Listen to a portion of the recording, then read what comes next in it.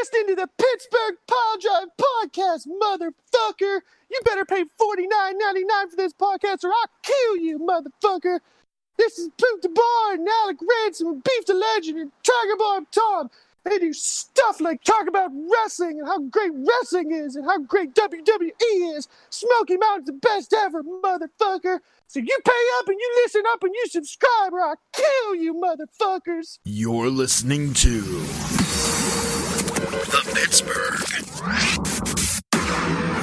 Piledriver. What the hell is that? Podcast.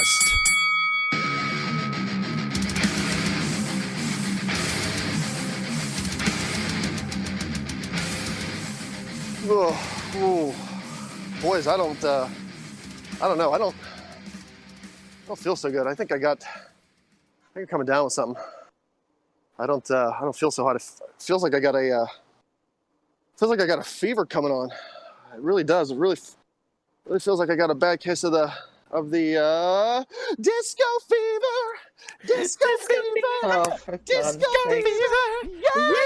Yeah. Disco fever. Disco fever. Disco fever. Yeah.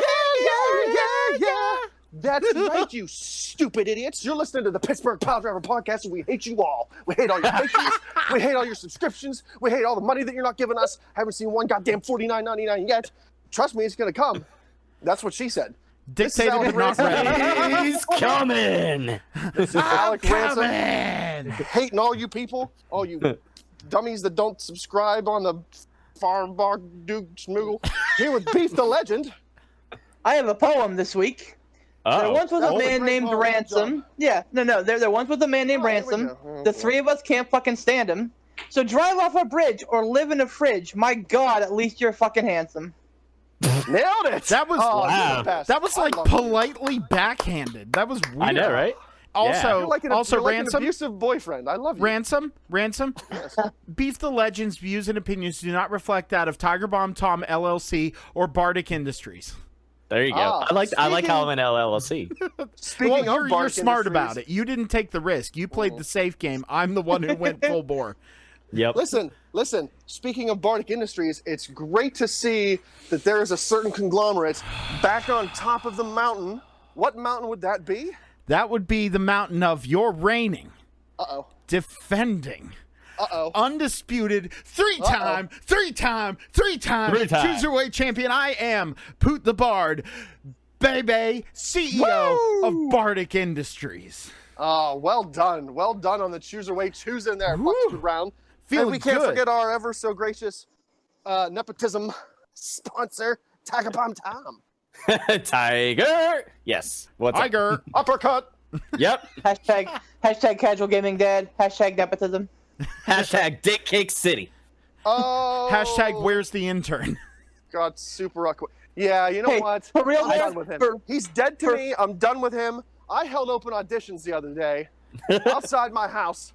I was in a lawn chair with a sign and a table. It looked all professional. I had a sign-in sheet. It said, "Stupid ass intern, come here and sign up." Changed my mind. Where was he? Where was he? I don't know. Probably skulking around CBS Studios, trying to freaking fiddle fuck his way into our podcast studio. I saw him there the other day with a freaking little lockpick screwdriver and we haven't heard from him.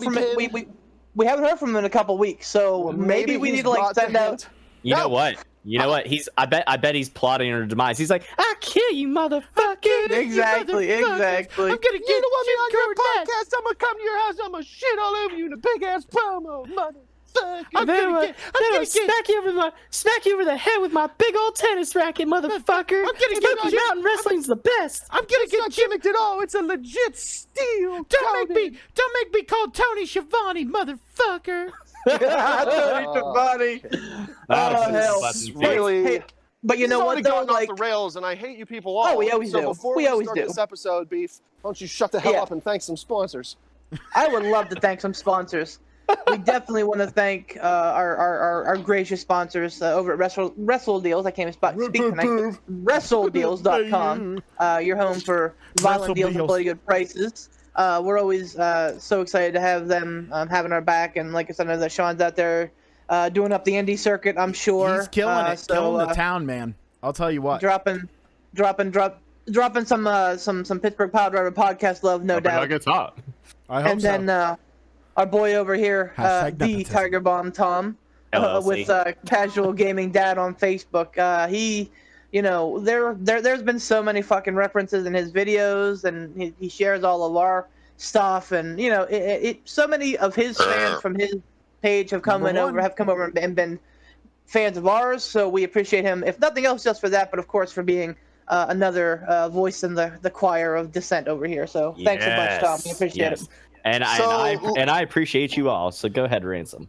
So look, I want to start out and Hold on. Before we start out, I do want to say Already the interruptions begin. Yep.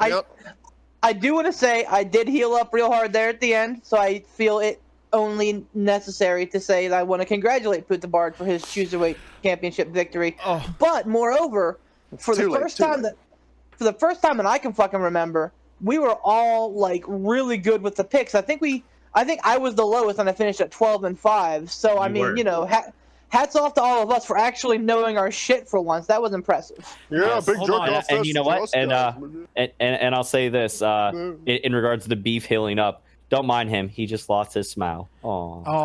And don't worry, Beef. You know Shut your what? whore mouth. You can go ahead and you can be sad. You can be upset you lost that title, but you know what? Take comfort in the fact that you can now bask in my glory. Bask in his glory. That's like a perfect. That was I loved it. But no, seriously, we were pretty good on. And honestly, these events were really, really good. Really good.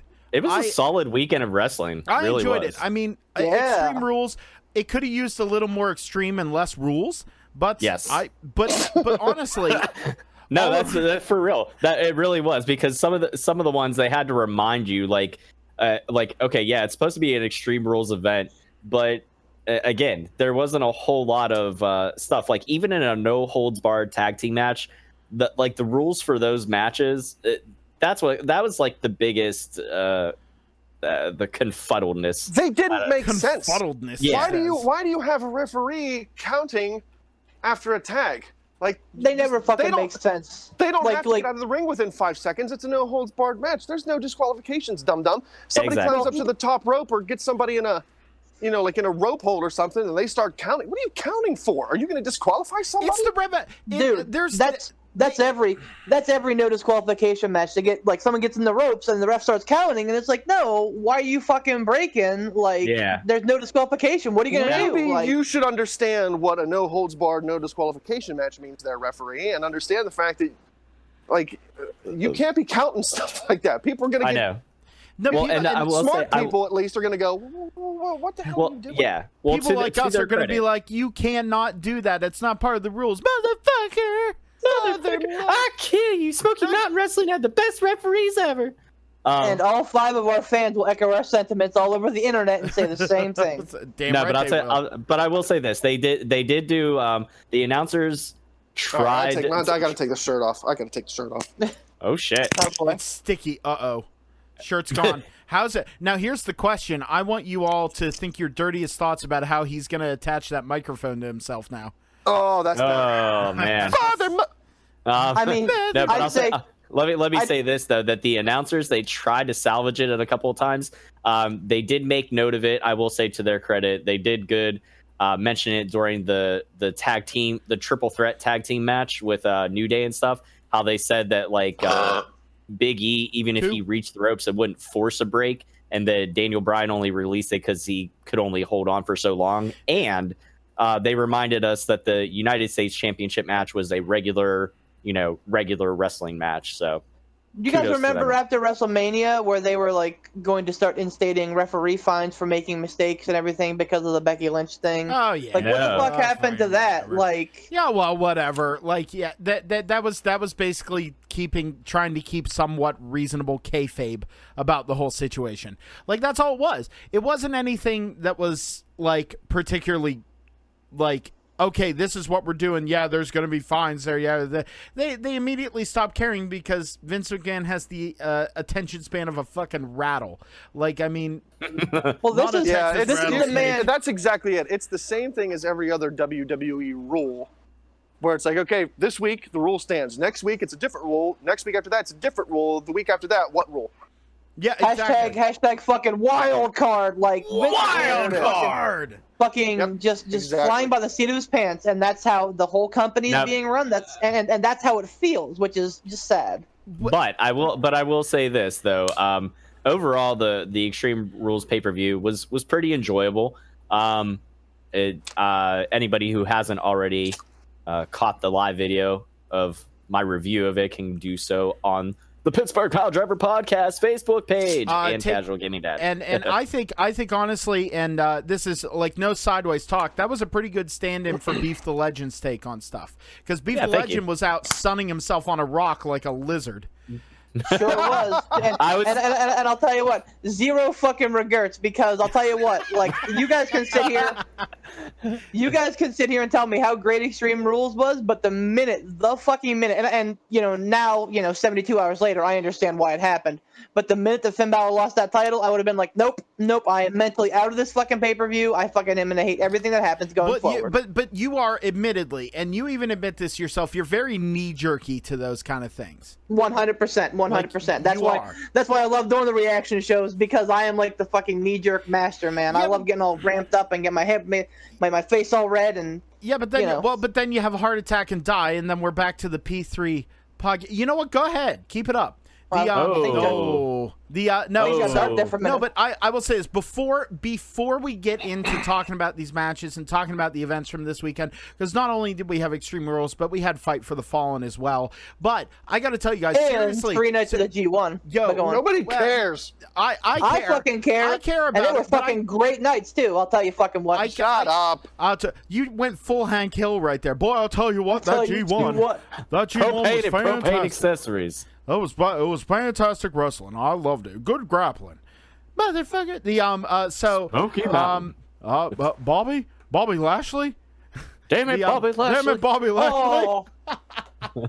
Every time he comes out now, all I'm gonna hear is Bob. But no, seriously, this past Monday, first official night that Heyman's had his claws in Raw, and what did we get? We got the Fiend. The Fiend comes in, takes down. It was one of those things when Nakamura won that title, and it's kind of playing off of this. Nakamura won that title.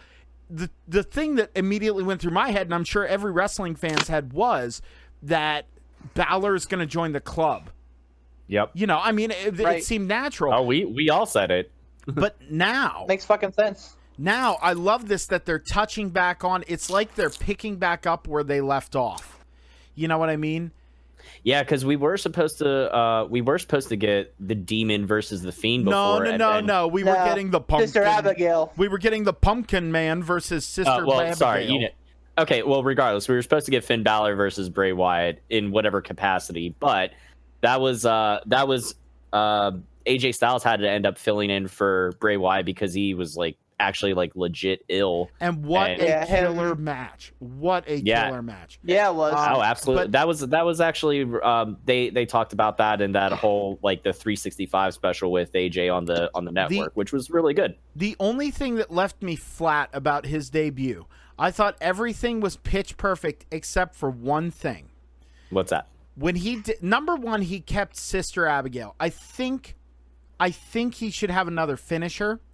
But that's a killer move, bro. No. Bro, that's a killer move. It's a great move. But the problem was when he did it, there was no bam. There was no big impact. You know what I mean? And it was off camera. The cameras were zoomed in on his face. You didn't really get to see the Sister Abigail. And there was no big bang impact from it. You know what I mean? I think it was just one of those things that it was everything went off without a hitch. He looks great. He looks like $1 million. He looks scary as fuck. You can tell he's excited about this character. Everyone's excited for this character because we got a resounding "holy shit" chant. Yep. And the way they did it too, with the audio cutting record, kind of record Great player execution. stopping. Oh yeah. Oh god, it was so good. But I got excited. I opened up my Instagram. I sent that to you guys on the group chat. I opened up my Instagram. First thing I saw was the Fiend, and I was like, yes. Immediately it went up on our page. It was like, I'm so excited. I can't wait to see how they ruin this. So Nakamura versus Balor. A great match to kick off the show, honestly. Yeah, okay. Maybe Drew Gulak. You know what though? Honestly, I don't think we need to do a match-by-match breakdown. I mean, just like touch on them really quick, like rapid fire. I mean, really that's fine, but really quick.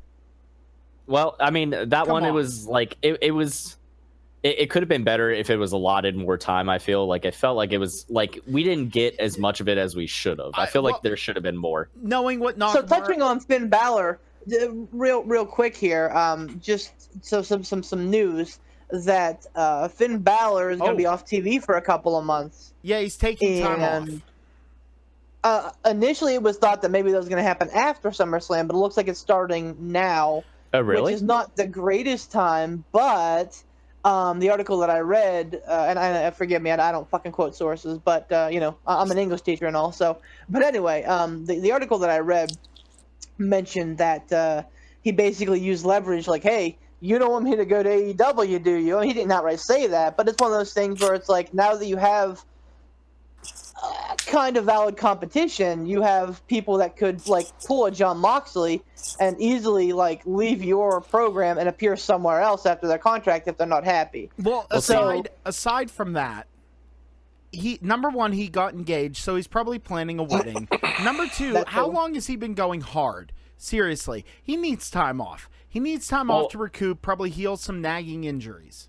I have two questions because I was under the impression too that it was going to happen after SummerSlam, so I didn't see that other article. If you happen to find it, send it to me, Beef. Based upon what I read now, he's already in Ireland. So okay. Who do you get engaged to? Because he was with the one announced girl for a while, right? The one match. No, she's a news Kathy anchor. Kelly?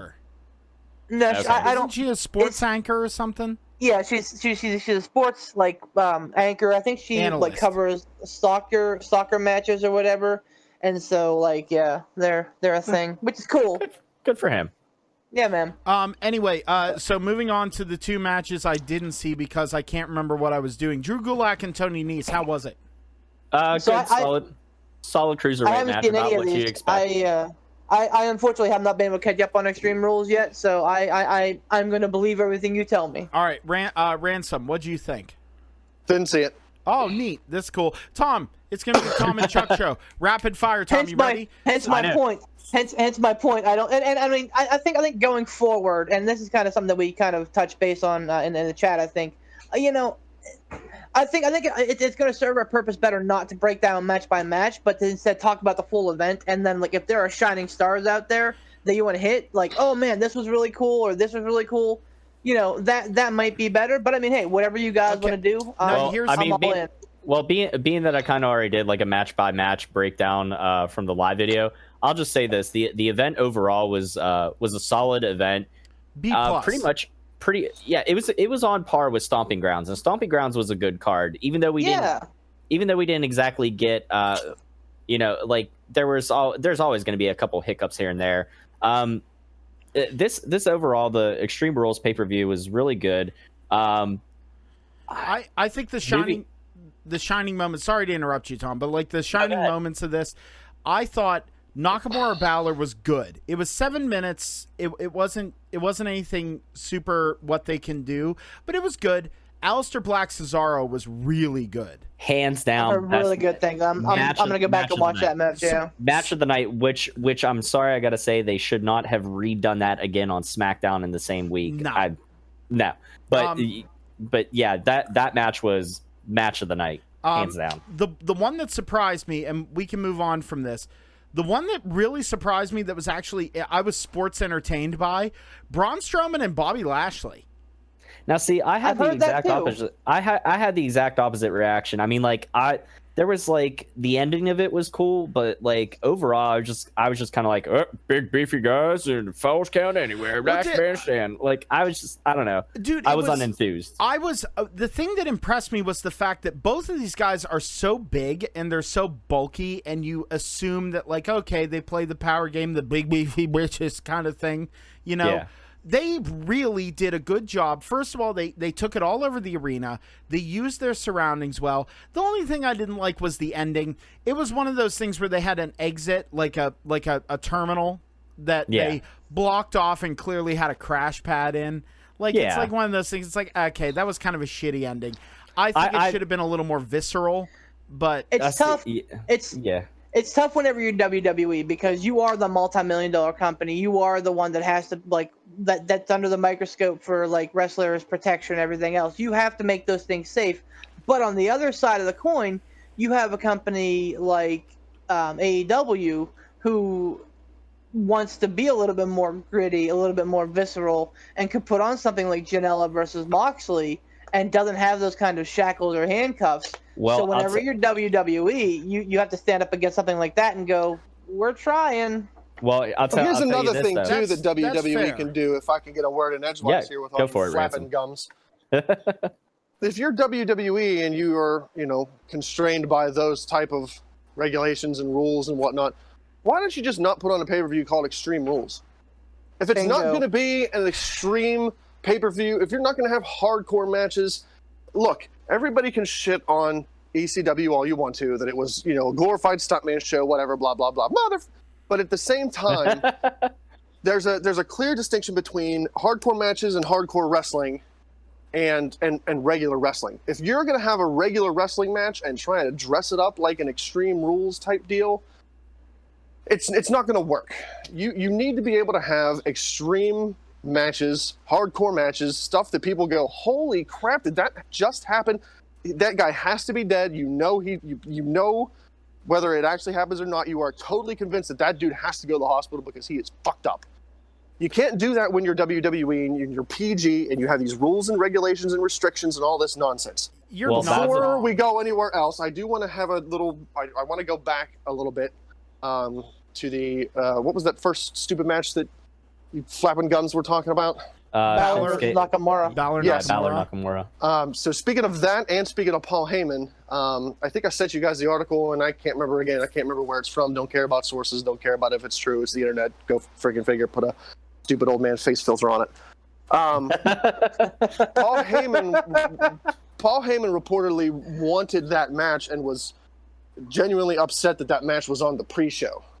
He wanted that match to be a part of the actual event. He didn't want people to be able to get it for free on YouTube. He felt that match was going to be the quality and caliber of a match that deserved to be paid for to watch.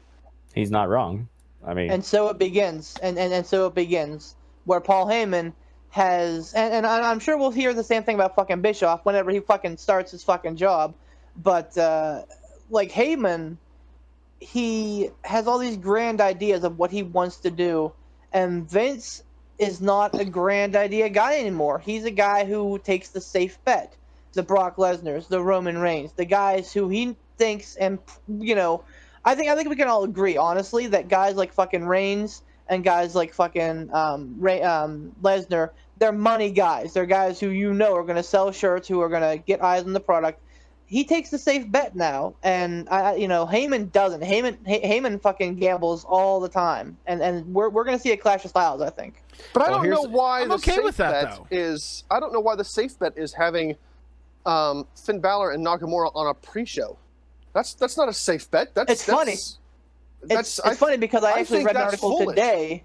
I actually read an article today that said that Vince McMahon may kind of forget about Finn Balor sometimes. Like, he may be kind of an afterthought, that some of the people in the back are thinking the same thing. Like, hey, you have this wonderful fucking specimen, Finn Balor, who, God bless him, he's not getting any younger. He's in his late 30s. Like, he really? How old is Balor? He's got to be mid-30s. Yeah, I think he's like 37. Like, he's no spring chicken. Like, you got to fucking hit that iron while it's hot.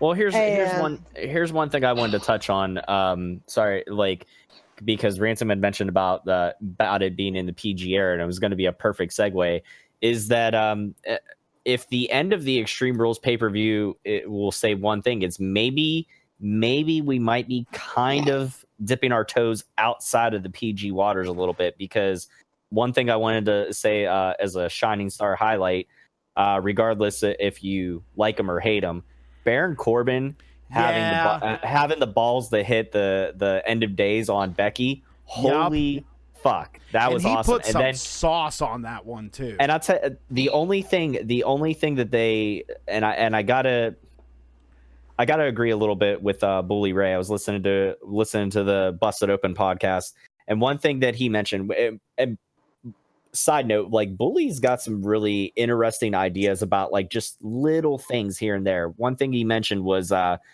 one thing that they could have did better in that match is not had Seth and Becky go completely ape shit with the chair shots or kendo stick shots beforehand, because what happened once Becky took the end of days, Rollins got irate and just unloaded on Corbin with, everything he had.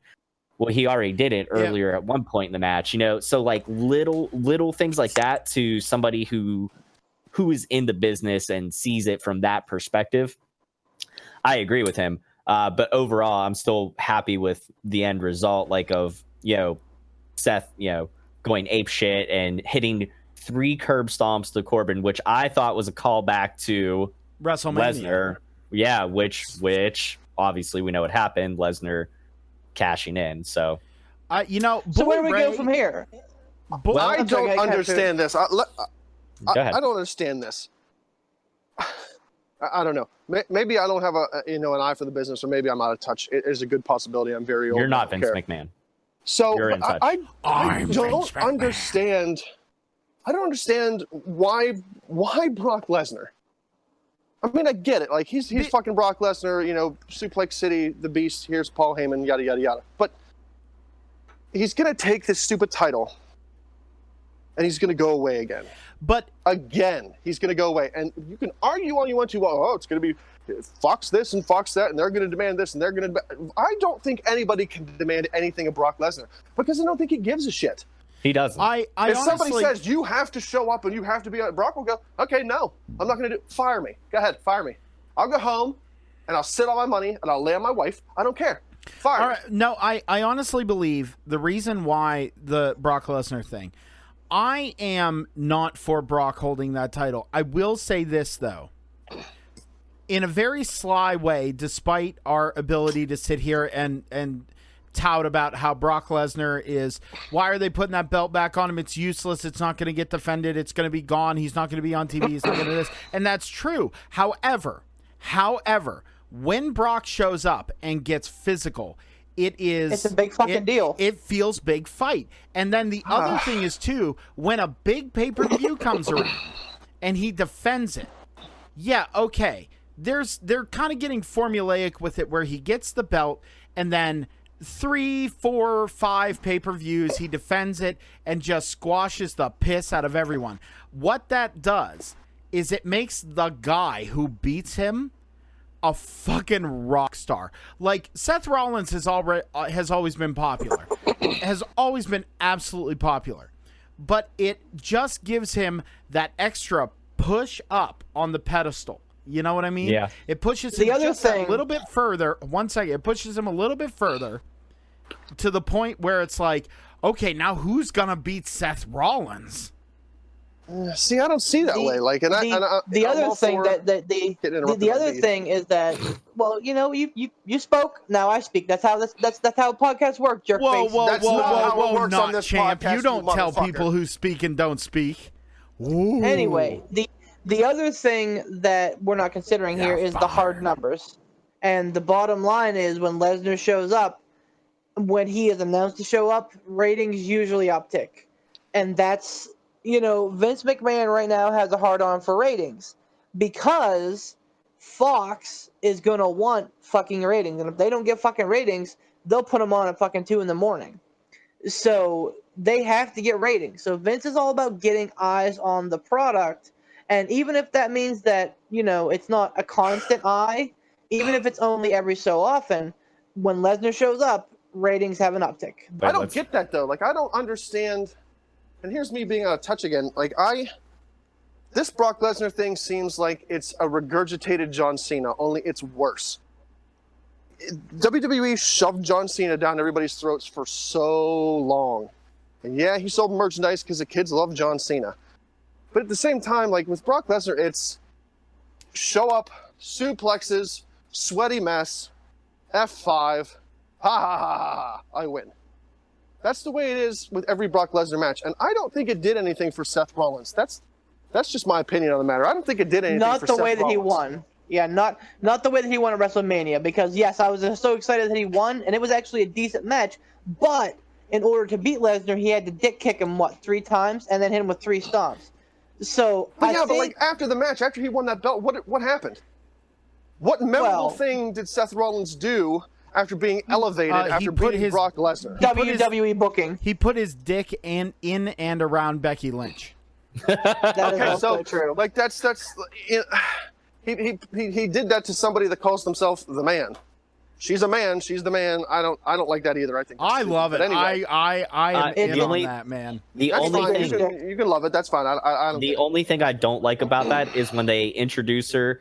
Like when the ring announcer introduces her, they use that stupid moniker. It would be just as bad or worse if every time they announce Roman Reigns from Pensacola, Florida, the big dog, Roman Reigns. Like, no, they don't need to say the man, Becky It's Lynch. Michael Cole too. Every time she comes out, the man. Well, no, All right, that's- we get it. You. Well, no, dumbass. that's one thing if it's on the commentary, but literally the ring announcer is saying the man, Becky Lynch. No, that's stupid. That is. But I don't think garbage. I don't think the Brock Lesnar win did anything for Seth Rollins. Maybe it would do something for somebody who, up until they beat Brock Lesnar, is maybe mid to high mid card.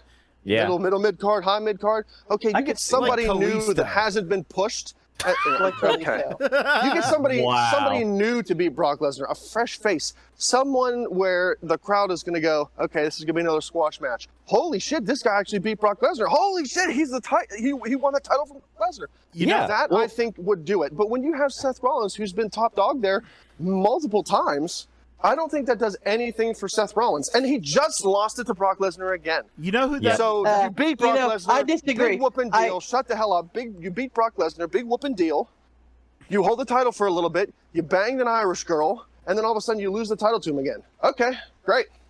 I disagree because you can make the same exact fucking argument for The Undertaker, but winning against The Undertaker is a huge deal, with the exception that Brock Lesnar can still go. That Brock Lesnar is still an attraction. That Brock Lesnar is still a beast. Let's not forget that last year he was still considering going back to the UFC, which is actual God's, honest truth sport.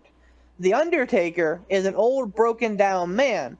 But somehow, if you get a victory over The Undertaker, you are lauded as the next coming of Jesus. That's the okay. So- that's the argument though between, like, that's where fantasy world works. You know what I mean? It's creating a mystique versus legitimate big fight. And that's the thing, is when you have The Undertaker on, you're pulling in people that are wrestling fans who may be lapsed wrestling fans. When you bring Brock Lesnar back, you're bringing in, oh, this guy, you know his record, man, he came in and dominated UFC. Let's watch this, see what he does. Yeah, it's fake fighting, but let's see what he can do. And then you see Brock Lesnar potato the shit out of people in the ring, and it's always brutal.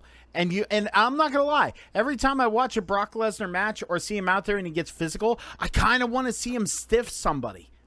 Yeah, I kinda wanna see it's it. always entertaining. I'll be honest. I'm always in. Like the suplexes, love it. He can suplex 87 times. I don't care if he's fucking a waterfall of sweat.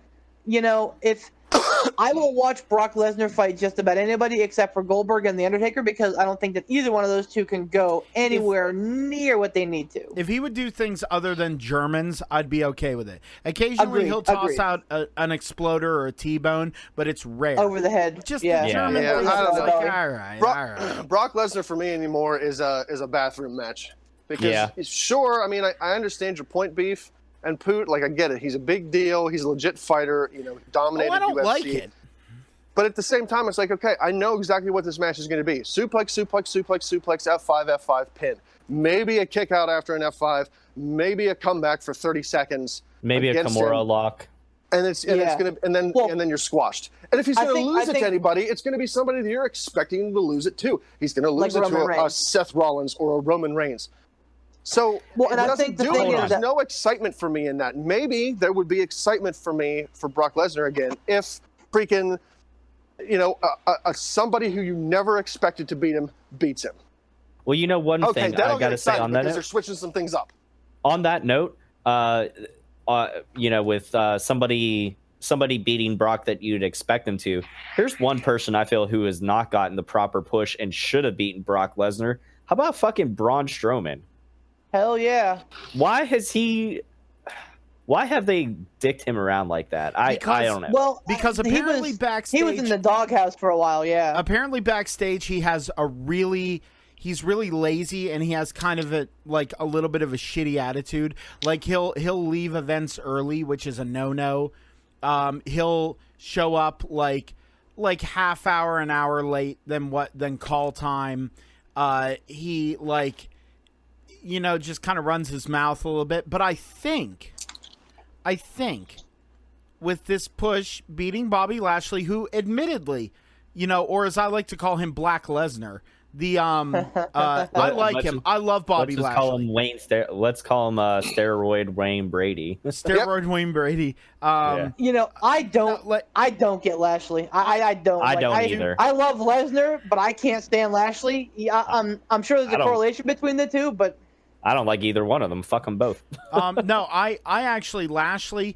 My big problem with Lashley is he looks like $1 million. He can go in the ring. I mean, he's lost his step a little bit being older and everything, but I didn't realize how old he was. He's damn near 50. He's like what, 49 or something? 49, 50? He's like mid 40s. Yeah, and he looks like he's 22. My point was with Lashley. My umbrage is not with his in-ring skill. My umbrage is not with his look. I love the term the almighty Bobby Lashley.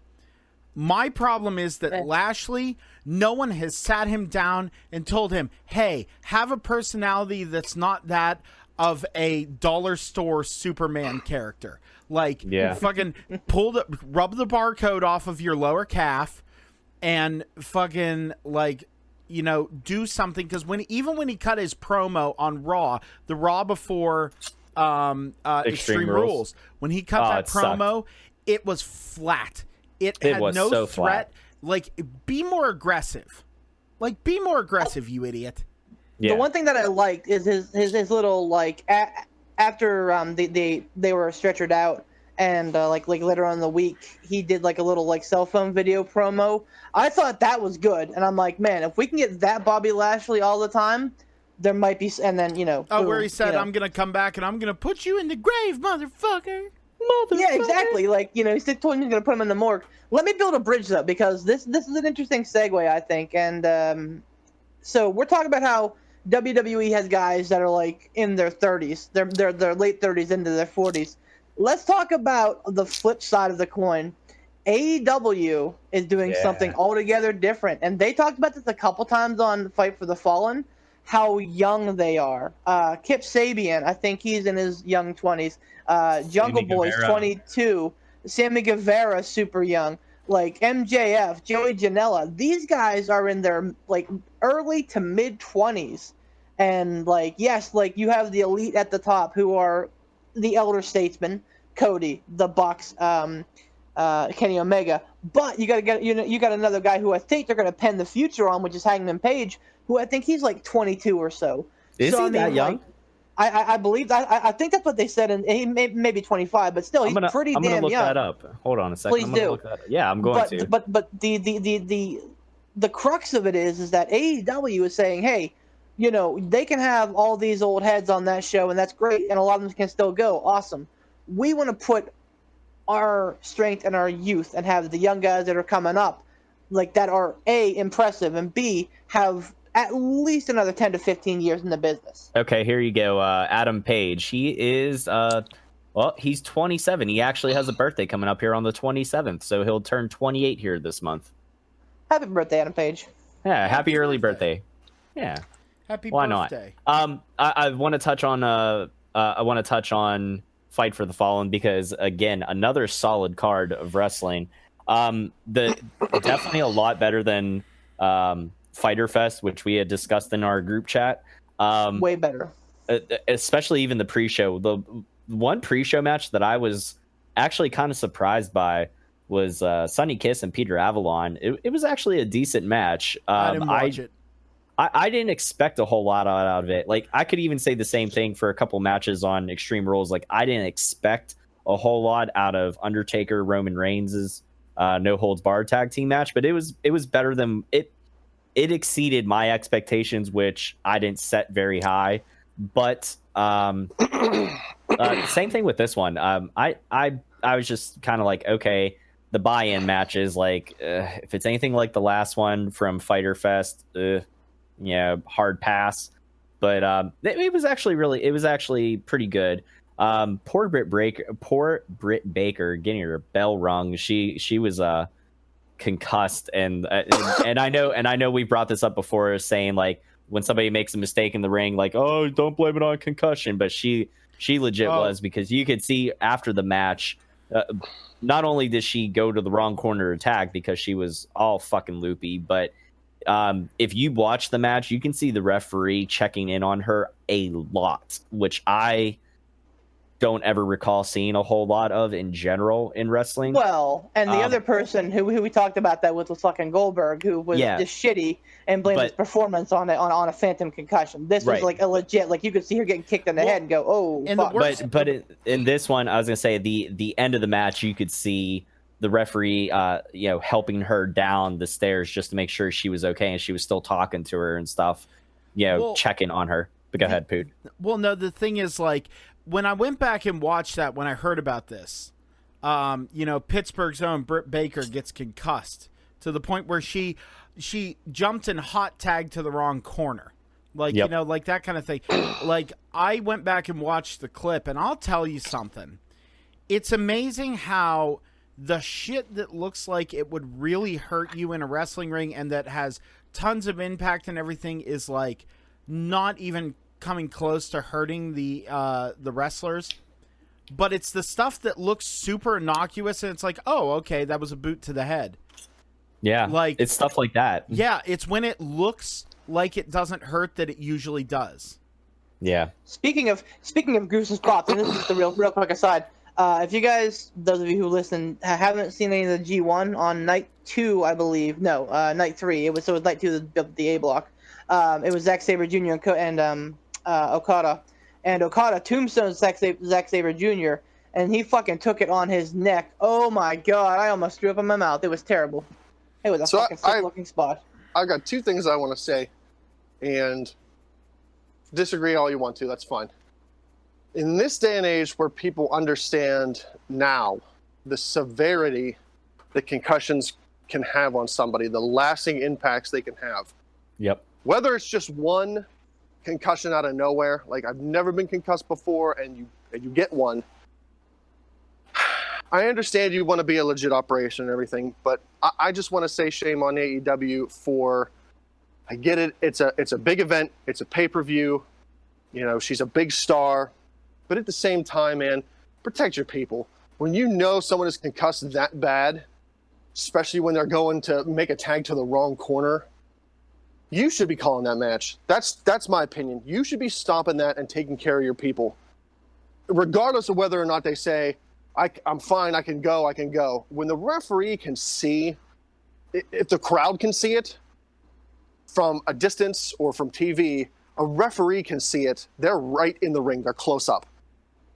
If you're concussed that bad, that match should have been stopped. I get it. It would be a downer for the fans. Like, oh, man, we really wanted to see this match. But, hey, we're going to get longevity out of the superstar because we're going to take care of them. We're going to stop this match. We're going to get this person some medical care that they need, which is obvious because they're going to the wrong corner. They can barely stand up. They're all loopy. They look like they're out of it. That's just my take on that. Shame on AEW. You should have stopped that match. You should have gotten her some help. And you know what the You thing know is? what concussions can do. You know what the thing is? I actually agree with you, Ransom, because we know about that stuff more so. And also, the fans, when a match gets stopped, wrestling fans do not get incredulous. They don't. Exactly. Like, Good. They get No. like, good, you made this call. We want you to get better. And they clap and cheer and go, okay, let's move on.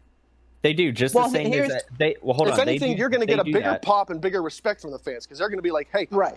You're you know, right. You're kudos to absolutely this right. company for stopping this and taking care of their employee. Exactly. It's the same thing as whenever at a Independent in a contractor, not employee.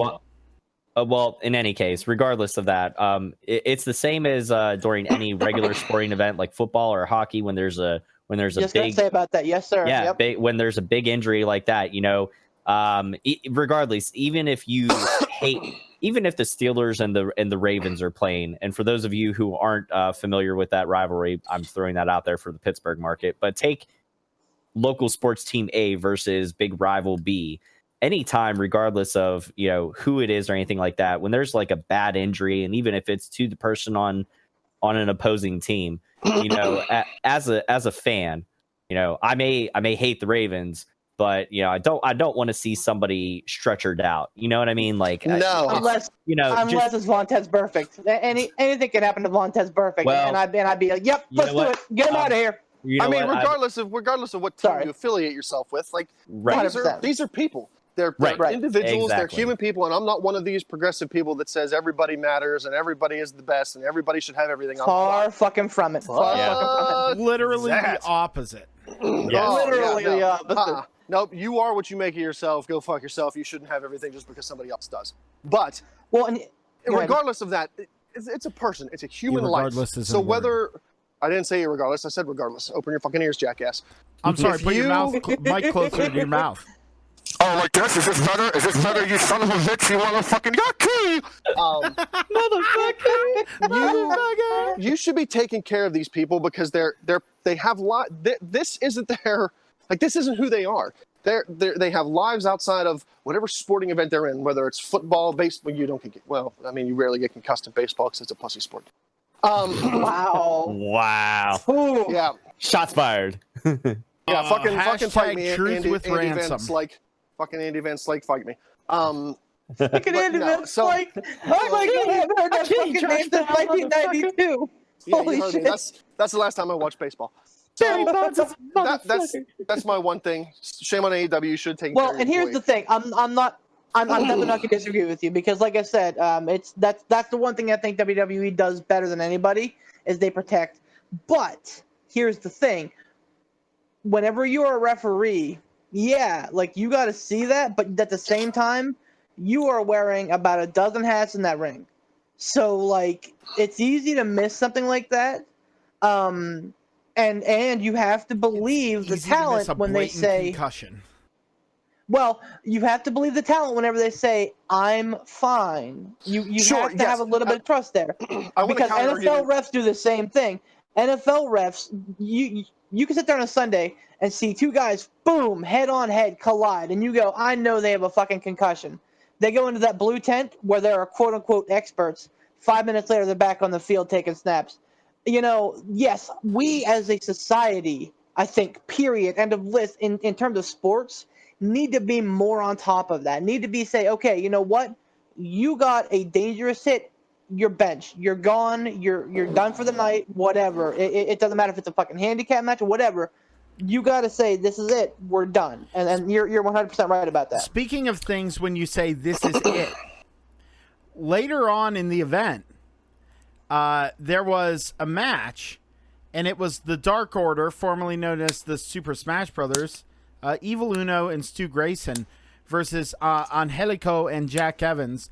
And What a fucking match. What a fucking match, man. My new favorite tag team in the universe with the best name ever, Jungle Boy and Luchasaurus, a boy and his a boy dinosaur. and his dinosaur. Yes. Fucking A, man. Fucking A. Can someone fire Marco Stunt, by the way? Yeah, who the hell is he Can anyways? someone fire that idiot? Fucking That's the one thing I'll 2 agree foot with nothing. Jim. I will agree with Jim Cornette on that. Fire that idiot. Who the hell is Marco Stunt He's anyways? some asshole No idea. 97-pound wrestler who looks like a stiff wind would destroy him. Like, Well, He looks like a 13-year-old. I had to Google him and see if the I had to Google him to see who the hell he was and if he could take a bump like he took. Let's go easy on young-looking lightweight guys here, okay? Let's not be too prejudiced Oh, here, yeah, all right? let's throw it out. I'm the only person on the Pittsburgh podcast that's not a fatso. Blah, blah, blah, blah, blah. Look, Hey, I wasn't going that route, but I mean, before fuck we it. get too I'm far milquetoast. into AEW, Remember. I just want to say that I had two things I wanted to bring up. One was shame on you, AEW, Britt Baker, this, that, and the other thing. And I want to make a quick counter argument to beef on that. Yes, referees do wear a multitude of hats, but my opinion again, so take it with whatever the fuck you want. Not drinking. Irrelevant. For once. I feel like the A little bit referee. relevant. I feel like the A little referee's bit. main objective in that match is to take care of the wrestlers. Yeah, they're there to do a lot of things. They got to pay attention to a lot of stuff. They got to have their head in the swivel, and I get that. But you should be taking care of the people that are in the ring. You're not a doctor, sure. But at the same token, if a wrestler says that they're fine, and you can see that they're clearly not, fucking step up and do something about it. The second thing I wanted to say was, this harkened back to the Undertaker-Roman Reigns match. I heard a lot of praise come towards the Undertaker for his performance in that match, and I am not the biggest fan in the world of dusty old men who, full of Dustin. green Are- dust. yeah, it's freaking, Poor green dust. Jesus Christ. dead man, dusty dead man. But holy crap. Wow. The Undertaker looked better in this match than he has looked in a really long time. And I know stupid Michael Agreed. Cole, died in a tire fire, always says, anytime the freaking old-ass Undertaker's in the ring, this is the best he's ever looked. This is the best he's ever been. No, it's not Michael Cole, you dumb. He's a wretched old man. He's not the best he's ever been. Have you seen Look him in the at 90s? You Look dumb at his piece of brand shit. new hip. But Yeah. at the same time, it's like, holy crap. The Undertaker was on fire in that match. And if you compare, I don't understand how they're the same person. The Undertaker from the Goldberg match and the Undertaker from the Roman Reigns tag match. They're like two different people. Yep. He was spot on. He was fluid. He didn't botch anything. He didn't look blown up. He didn't look like he was mid-50s. That Well, I to said be it like fair, He looked great. To be fair.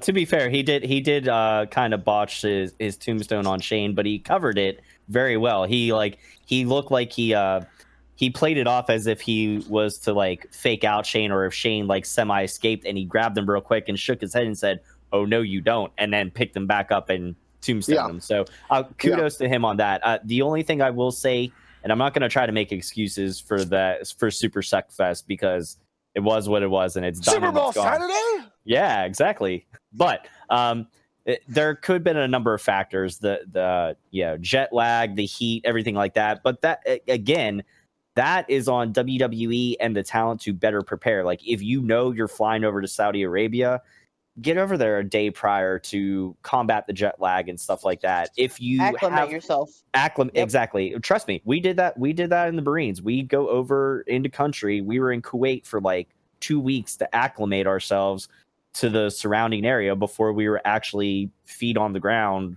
in Iraq and shit. So don't tell me it can't be done. It can be done. But there's that. Well, and I've said it before, and I'll say it again.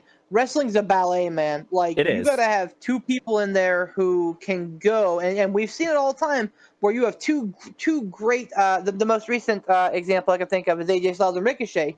You have two great individual people, but when you put them together, there's nothing. There's no charisma. There's no nothing. Well, and then So like Goldberg, like when you're the Undertaker and you have a limited moveset because of your age, you have to be in there with someone who's going to protect you, and that was not fucking Well, that- Well, I was going to that say was a guy like you McIntyre just- or Shane McMahon. It was never Goldberg. He No, was it never wanted was. to do that. And- Never. And Nope. to further that point, you said you can have two great people in there. Well, there's only one great person in that match. That's neither here nor there. But and- the other thing, the heat.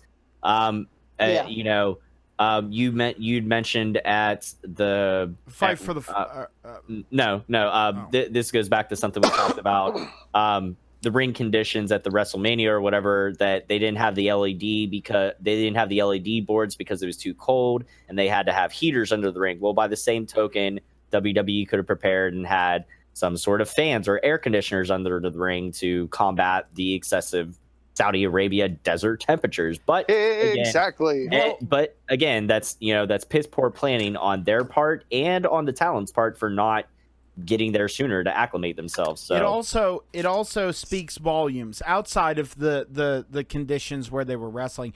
It speaks volumes to how often you hear in shoot interviews or people talk about that. You can have a worker like a Jericho, like an Undertaker, like a Stone Cold. You could have a ring general, like like an absolute someone who could wrestle a broom. That term is thrown around a lot, and this speaks highly to the fact that it takes two to tango. And you hear them say that, you go like, I can't work with this guy. You know what I mean? Like this guy or this gal, you can't work with them. You can't make someone look like gold if they're a giant pile of fucking manure. You just can't. Speaking of giant piles of manure, why don't we test our knowledge, you idiots? And then talk a little more about Fight for the Fallen before we wrap up. What do you think? Yeah, Hey, do we have any Stump the Dum Dums this week? We do. Ooh. From our friend the Midcard Maniac. Yeah, from our friend the Midcard Maniac sent us another good one here. I have a feeling I know who. I have a feeling I know who the Midcard Maniac is, and I'm going to talk with Beef about that off air here. I'll say off air, off recording, whatever. You know what I mean. The one thing I'll say, Midcard Maniac, and I know because you listen to every single podcast, and we appreciate it, but man, you got to start putting some spaces at hit the enter key 85 times in the answer one so that I don't see it as soon as I open up the email. I open up my email and I see the answer right away, so I have to preclude myself from it, but that's okay because I will play the host again. Wait, hold on, wait. I gotta wait on.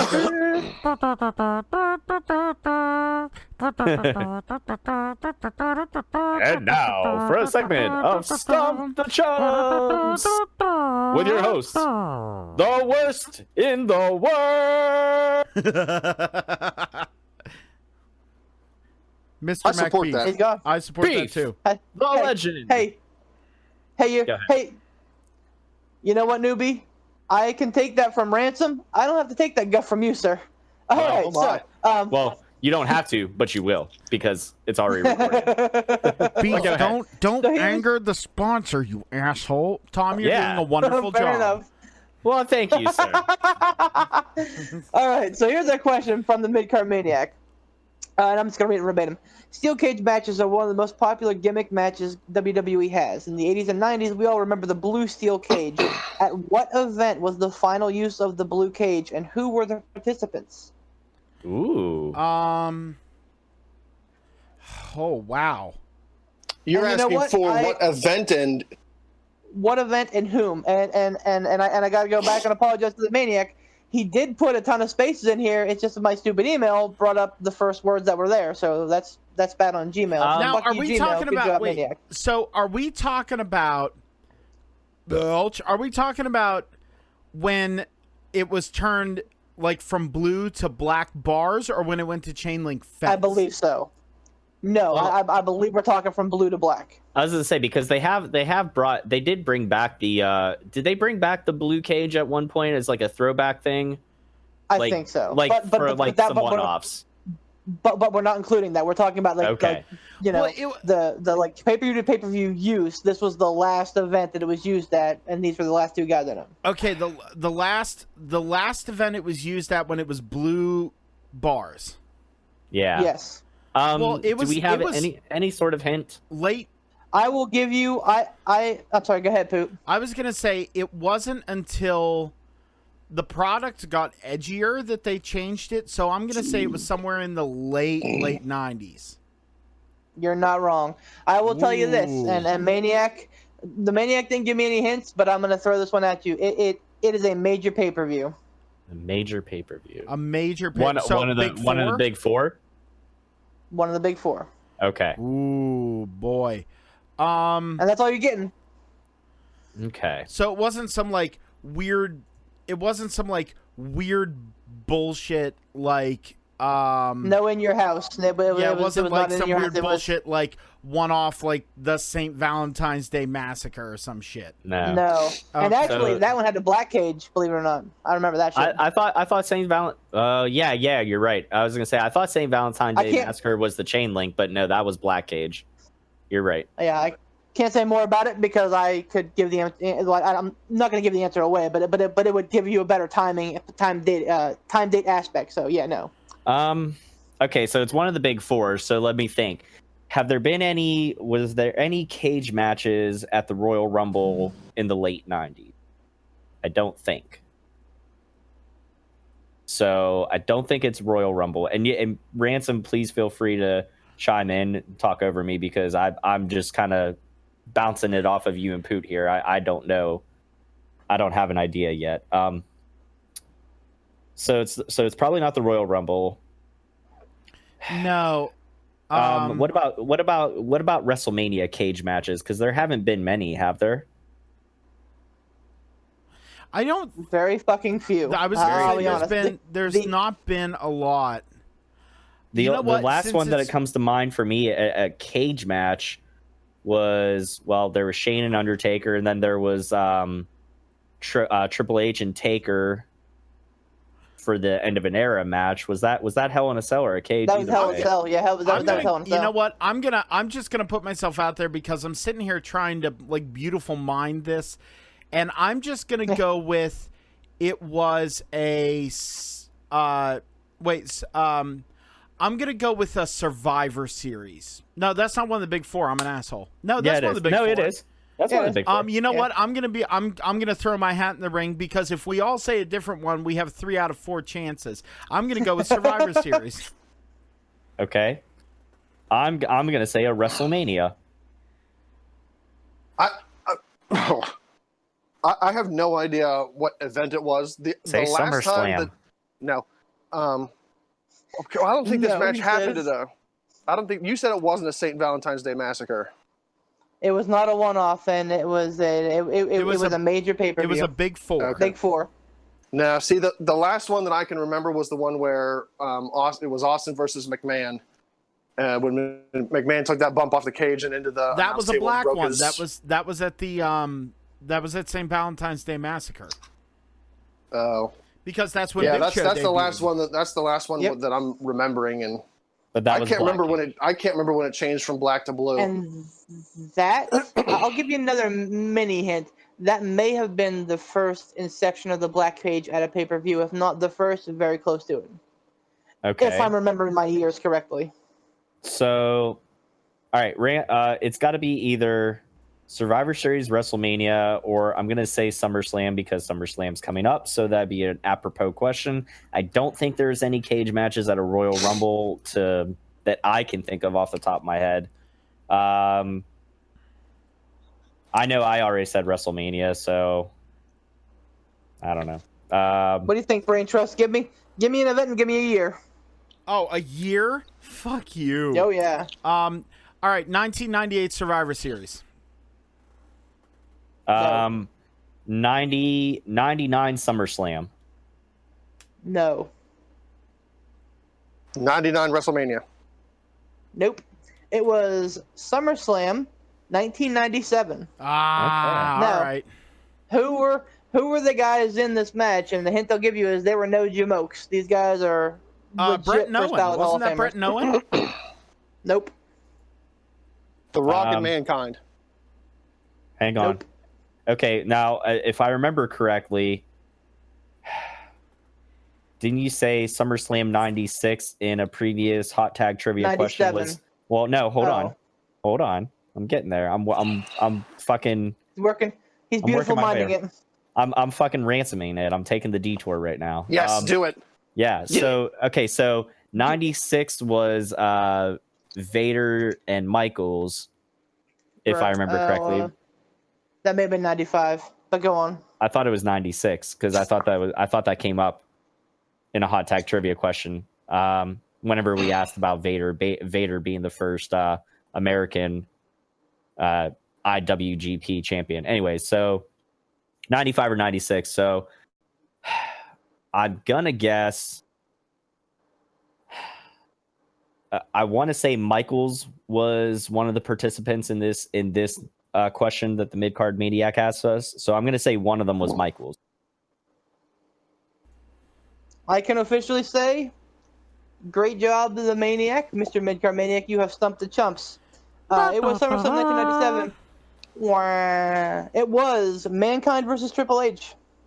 Oh, shit. I don't remember that match. Well, let's keep the Neither do I, but it was a good feud. Let's But keep yes, go on. Let's keep the idiocy going. Let's do hot tag trivia. Well, hey, good Oh, job, fuck, we didn't mid-card come up- maniac. I want to ask yeah, Beef. right? I want to ask Beef. Okay. I I'll don't ask care who Tom. I ask. Okay, then I guess I'm asking Ransom again. All right, so Or- I got the Pooters. Bagoo. All Go right. ahead, start it off there, Poot. You want me to start it off? All right. So, Beef, Fight for the Fallen was a really, really great pay-per-view, and we all absolutely love Kenny Omega. We love Kenny Omega, right, guys? This question's Yes. about the honky tonk Oh, man. Yeah, we love. Listen, you guys need to stop giving me shit about that. I'm not. Look, it's just give me a crap. All right. No. So Kenny Omega, when he was over in Japan, he had different music. By the way, Beef, I listened to more of his current music, like it a lot better. Right? And the music that's written is really great, and there's always wonderful composers. So if you can tell me, Beef, Bobby Lashley, he was in what was Bobby Lashley's record in his MMA career? And also bonus points if you can give me one of his other nicknames. Wow. Ooh.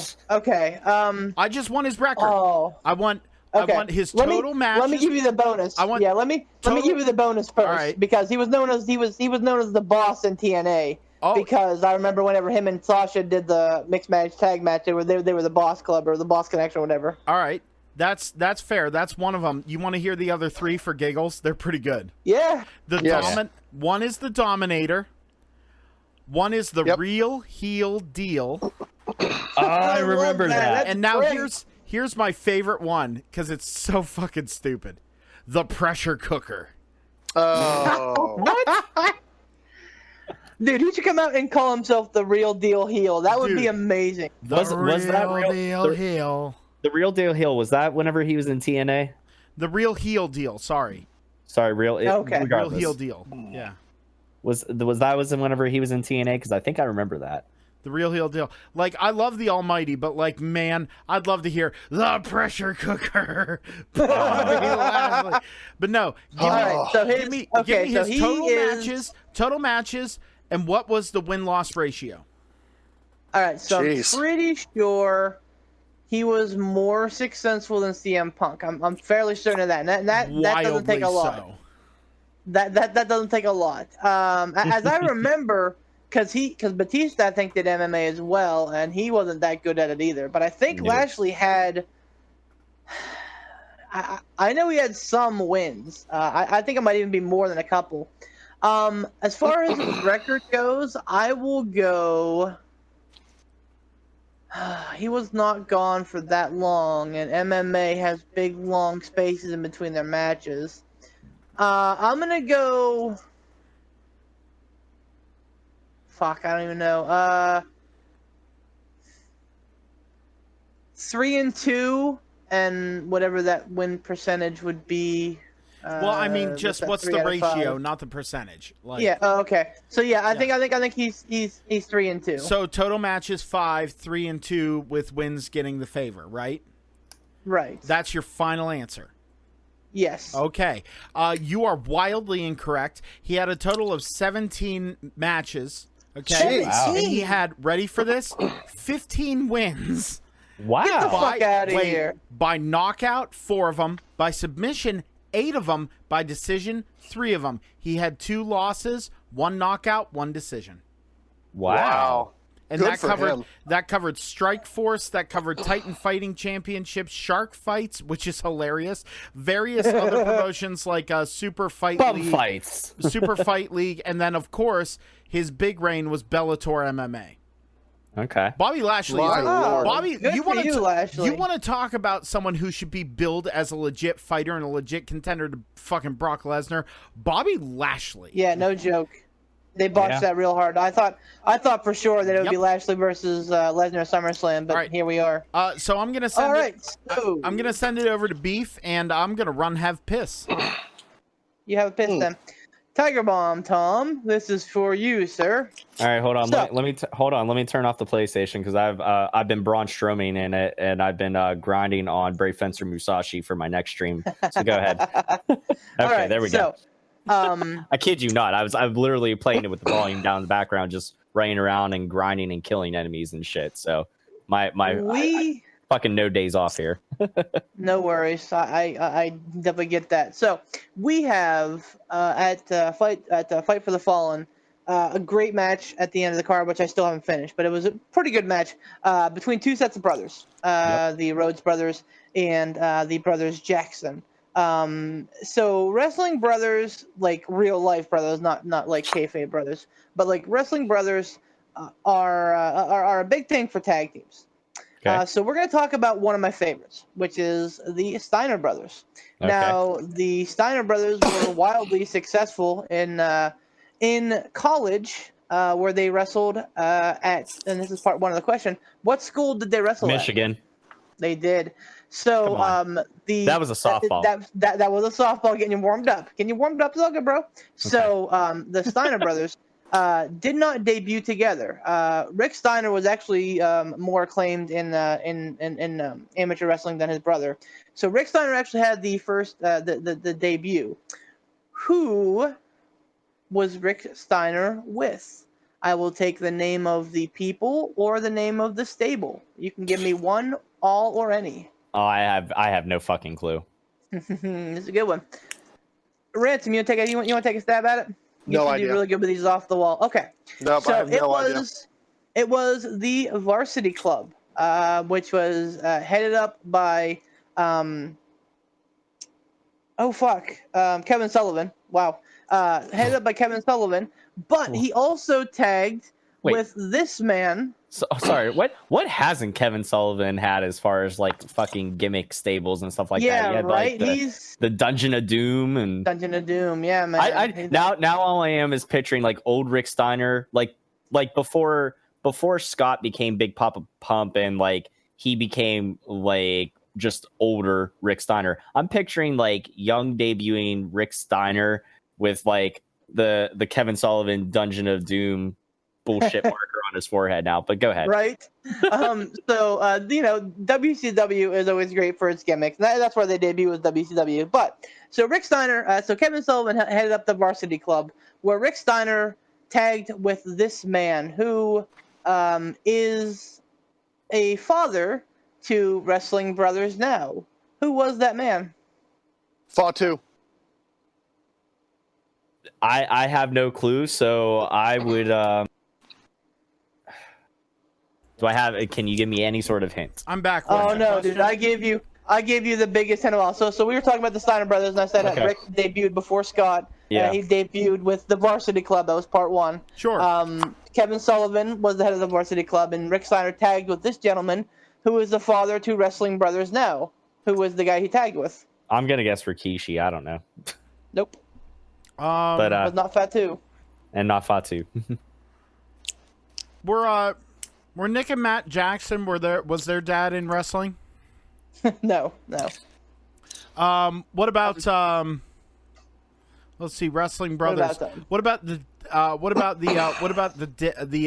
Dicks? Nope. On so the it debut. was none other. What about the Briscoes? Nope. I tried to find a Briscoe question, but I couldn't find a good one. So he tagged with the man who is father to none other than Bray Wyatt. Oh, son son of of a a bitch. His brother, Bo Dallas. Mike Rotunda, who later became IRS, who the Steiner God brothers later damn it. feuded with in WWF. So there is your brother tag team trivia for the night. He comes back around again, man. We love him for trivia. Yeah, we yeah, do. right? Rotunda. I know, right? Mike Rotunda's done a lot of cool stuff. He really has. He sure actually. has. I really did enjoy him as IRS, and I enjoyed. It was him a great and, gimmick, man. Oh yeah, and him and Ted DiBiase in the Money Inc. tag team was Oh hell yeah! It was great. Oh hell yeah! Is he a Perfect Hall heels, is he a perfect Hall of heels. Famer yet? Who? He is not. No. I do not believe Mike so. Rotunda. Boy, Really? he should He's be. not? He should be. I don't think so. Well, we're gonna have to look that up afterwards. Anyways, On it. okay. All right, Well, Tom, I lay it was on gonna me. say you do that. All right, Ransom. Well, in the vein of titles long forgotten, I no. pretty much keep coming around either the hardcore title or the European. Last week you got a hardcore title question. Well, this week you're getting another one because I'm like WWE creative right now, and I'm gonna fucking ride this out until it's just buried. So, All right. hardcore championship. Simple question: who had the longest hardcore championship reign? Bonus question, part 2, if you can give me how long, but longest hardcore title reign. We're, Mike Rotunda, not in the Hall of Fame. Go on. No. Mike Rotunda.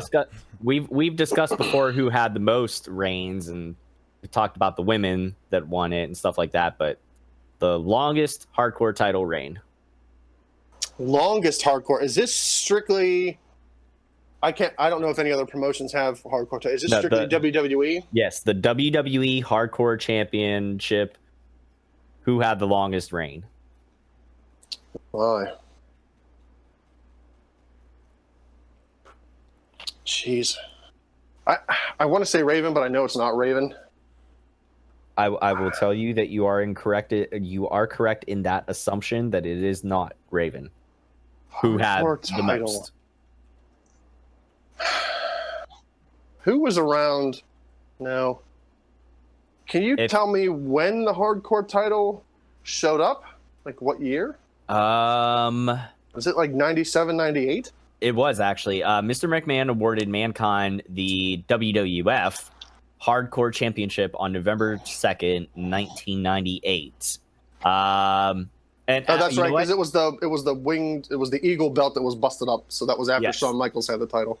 Yes, and I'll give you a clue, and this may or may not help you. May help you a lot. The person that Mankind lost the title to may or may not be the answer to this question. That is Mankind lost Tom, the title to. You know what? I while Ransom's thinking, I'm sitting here and I have 4 people in mind. Okay, well, let me see. I think I know exactly who it is.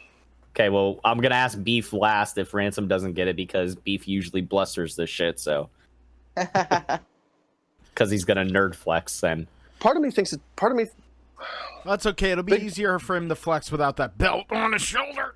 Oh, part of me wants to say Big Boss Man, but I don't think Big Boss Man was there at that time. For some reason, I thought he came back after. Like after that first, so that was. So is this the first person to beat Mankind for the title? Yes.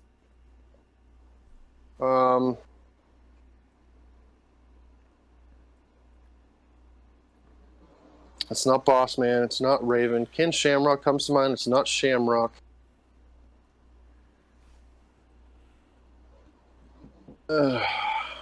Two people really stick out to me, and for some reason, I think it's the one and not the other. Freaking Al Snow comes to mind, and Steve Blackman comes to mind, but I don't think it was Al Snow, so I'm going to take a shot and say Steve Blackman. Is that your final answer? I can't think of anybody else, so I'm going to say yes. That's final answer. Okay, it was not Steve Blackman. Balls. Poot, you wanna hazard a guess at all? If he's there, I think I heard him talking to somebody in the background. Okay. No problem. All right. Yeah. Why? Okay. Poot, would you like to hazard a guess? I won't. The people I have in my head are Raven, Rhino, Al Snow, and the Boss Man. Okay. They're the 4 I have in my head. Okay. Did you get to hear Ransom's answer or no? No.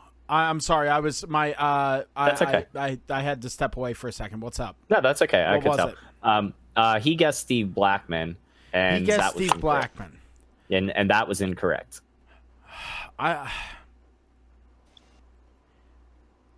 I remember that in the early days of the hardcore belt, it didn't flip flop as fast as it did later. I'll go out on a limb. I'll say, I'll go with Al Snow. It was not Al Snow. Beef. Would you like to take a guess? I would. And you don't have to flex. Just give me an answer. I have two in my I have two in my head. Okay. Bossman immediately comes to mind because he was around with the corporation at that point, and the corporation did boot Mick Foley pretty early on after the whole Rock debacle. Now that I get my answer, I'm looking this up. So, but I don't think he beat Mankind 4. I think it was Hardcore Holly. Final answer? Oh, what? Oh. Final answer. Okay, well, you guys should have gone with your gut instinct because it was Big Boss. Oh, damn it. Oh, damn it. I just looked After Mankind lost the title to Big Boss Man, he never attempted to recapture it, mainly because of the main event push he received shortly afterward. And Big Boss Man had a reign of, now Poot doesn't get to guess this because he looked it up. You want to hazard a guess how long, Ransom? No. Just take a stab in the dark. 54 days. Beef?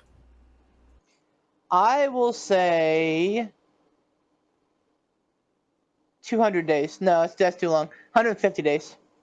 All right. Well, Beef was Beef. You're way off. Ransom, you underestimated. He's in the Poot. ballpark. Can I give it away? Go ahead, champ. All right, thank you. That'd be 97 days. Respectable 97 days. And I will say this. I looked it up. I was damn close. Al Snow was 91. Yep. He was number 2. And then Rob Van Dam, then Steve Blackman with 89, then Road Dogg with 61, Undertaker with 58. I didn't even realize that Undertaker was a hardcore champion. Yeah, me either. Is that legit? Yeah, it's legit. I feel like I may be doctored. I don't think the Undertaker ever had the hardcore title. He held it. He held it one time. We're looking at two. I'm sure we're looking at two different things with it. Like, probably the American Badass. I bet.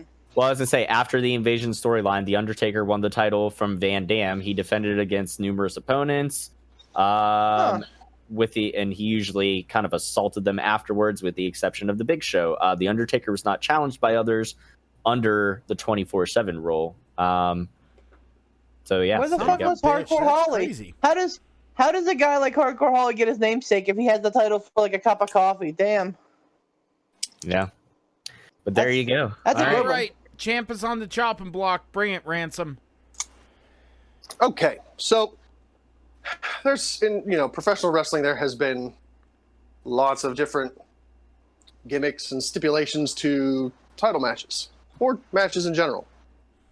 One of those that are either wildly successful or colossal flops, in my opinion, are the submission matches. All right. For submission matches, you either get a really good one or you get a stinker. Yeah. For some reason, I don't know why they put people in submission matches that don't have submission moves. No idea. Haven't seen one of those in a while. I know, right? So when you think of the greatest submission matches there are, a couple do come to mind. So, Poot, I want you to tell me, in WCW, which teams had the longest reigning tag team championships? What? He pulled up. That's my gimmick, you gimmick thieving asshole. Mr. Gimmicks, baby. So I want the top three. Top 3 teams that have the longest combined reigns. Longest combined? They could have multiple reigns, but I want the top 3 in combination of longest days as tag team champions. Ooh. Wow. Damn. Wow, that is. I feel like this was meant for Beef. Well, you wanted to ask Beef, so you got this one. That's a fucking deep cut, yeah, because those titles go back. Look, after that one that you threw at me with the, I can't even remember what the question was. The Gold Dust Trio. It was in the freaking 1920s. Oh, okay. All right. Back when wrestling was at the Connie show. Turnabout's fair play. All right, so you want the entire history of WCW? In the entire history of WCW, one of the top 3 teams that held the longest tag team title reigns. So you should have 2 of them right at the tip of your tongue, man. Like you should know 2 of these tunes. I have 2 right off the top of my head. Yeah, too. so do I. Okay, now, hold on. I won't say. I don't know. How far back are we going? Are we going NWA? Like, are we going, like, are you, like, really, like, pushing this in? Like, here? Like, because WCW technically, like, was under the NWA. So, like, NWA titles back in, like, the WCW, WCCW days, like, those were, like... These were not titled as NWA titles. This is, regardless of whether or not it's in NWA time, these are titled WCW Tag Team Champions. They're World Tag Team Championship. Yes. WCW World Tag Team Champions. Okay. So we WCW was part of the National Wrestling Alliance, but these were not NWA Tag Team Championships. So these were WCW Tag Team Championships. So there's no like shenanigans with like, oh, they, you know, goofy BS. No. These are WCW Tag Team titles. Okay. Oh, jeez. Fuck. You should have one right off the top of your head, Poot. Yeah, there are 2 that 100% should be like on the tip of your tongue. But, hey, how about you guys shut the hell up and let him answer? I could be totally wrong too, but there are 2 that are in my mind. Like, okay, so I To be fair, I really want to say by your own admission, you're not a big WCW guy, right? You're always more of a WWF guy, right? I'm not a huge WCW guy at all. Like, I want to say, like, the 2 that jump into my mind that immediately are there, I'm going to go with the Outsiders as one of them.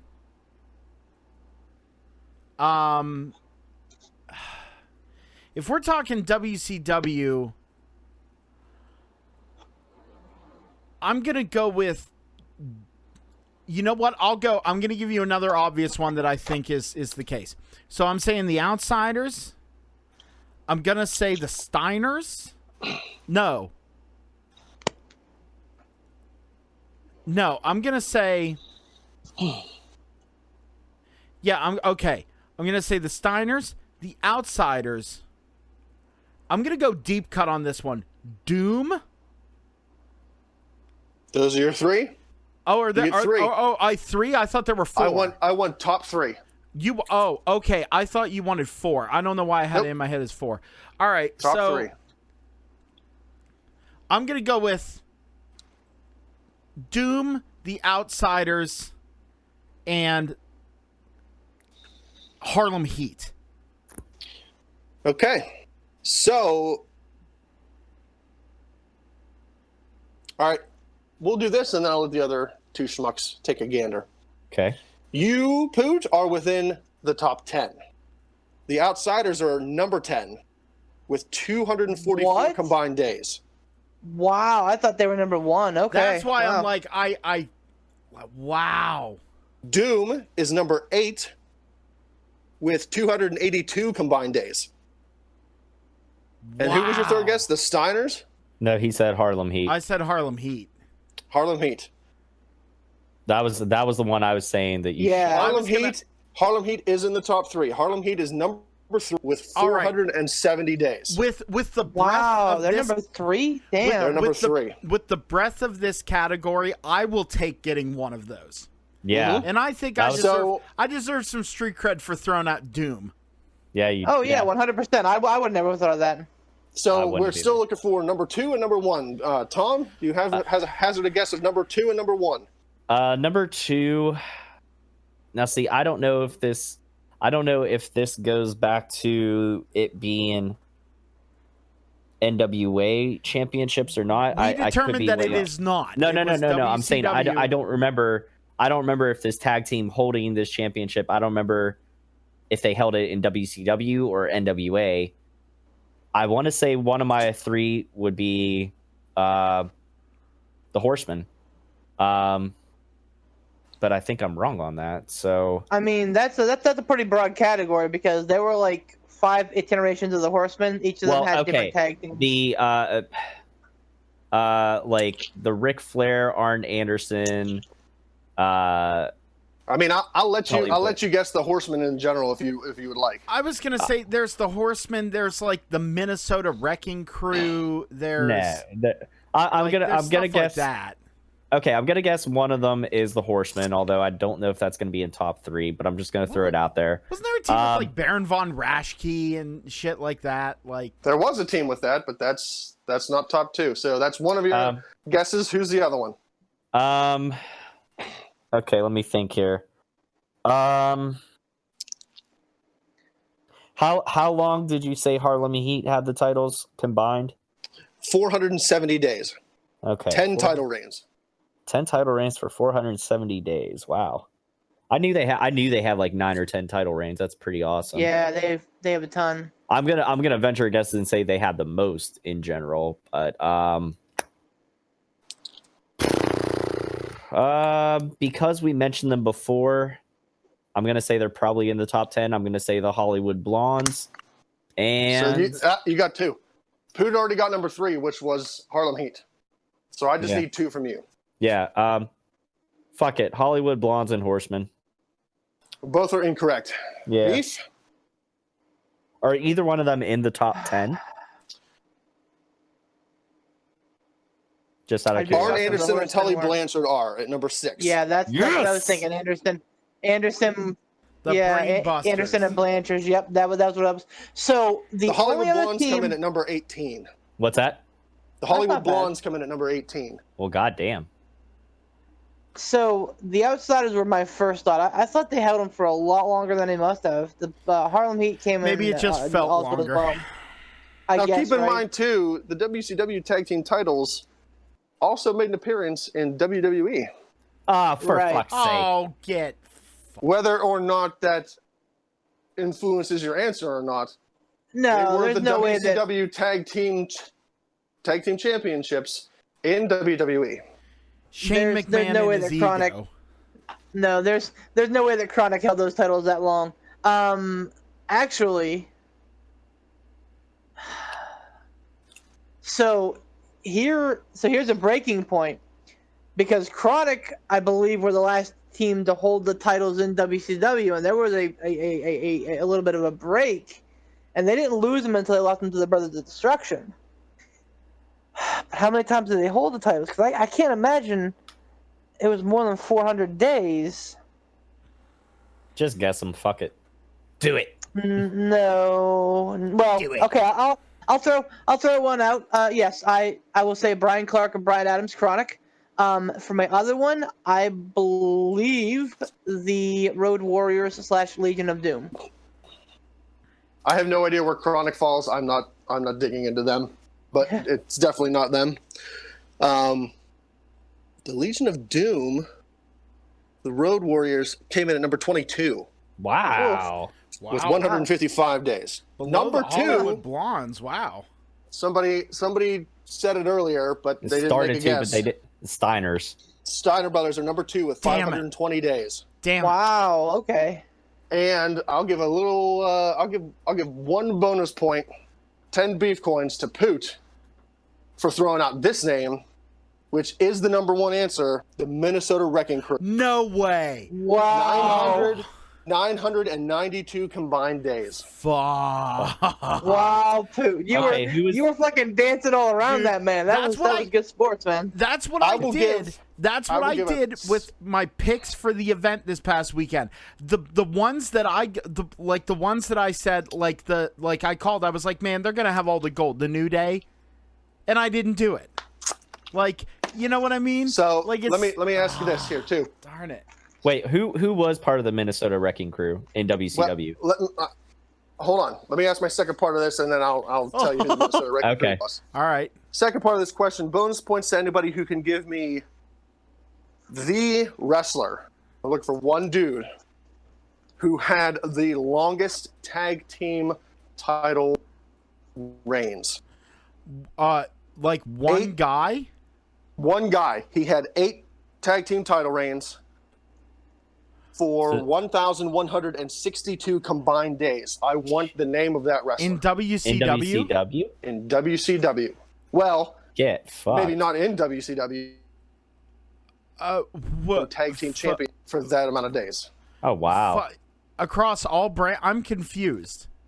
Yeah. Well, I mean, it's got to be Booker T, right? Like you figure Booker T.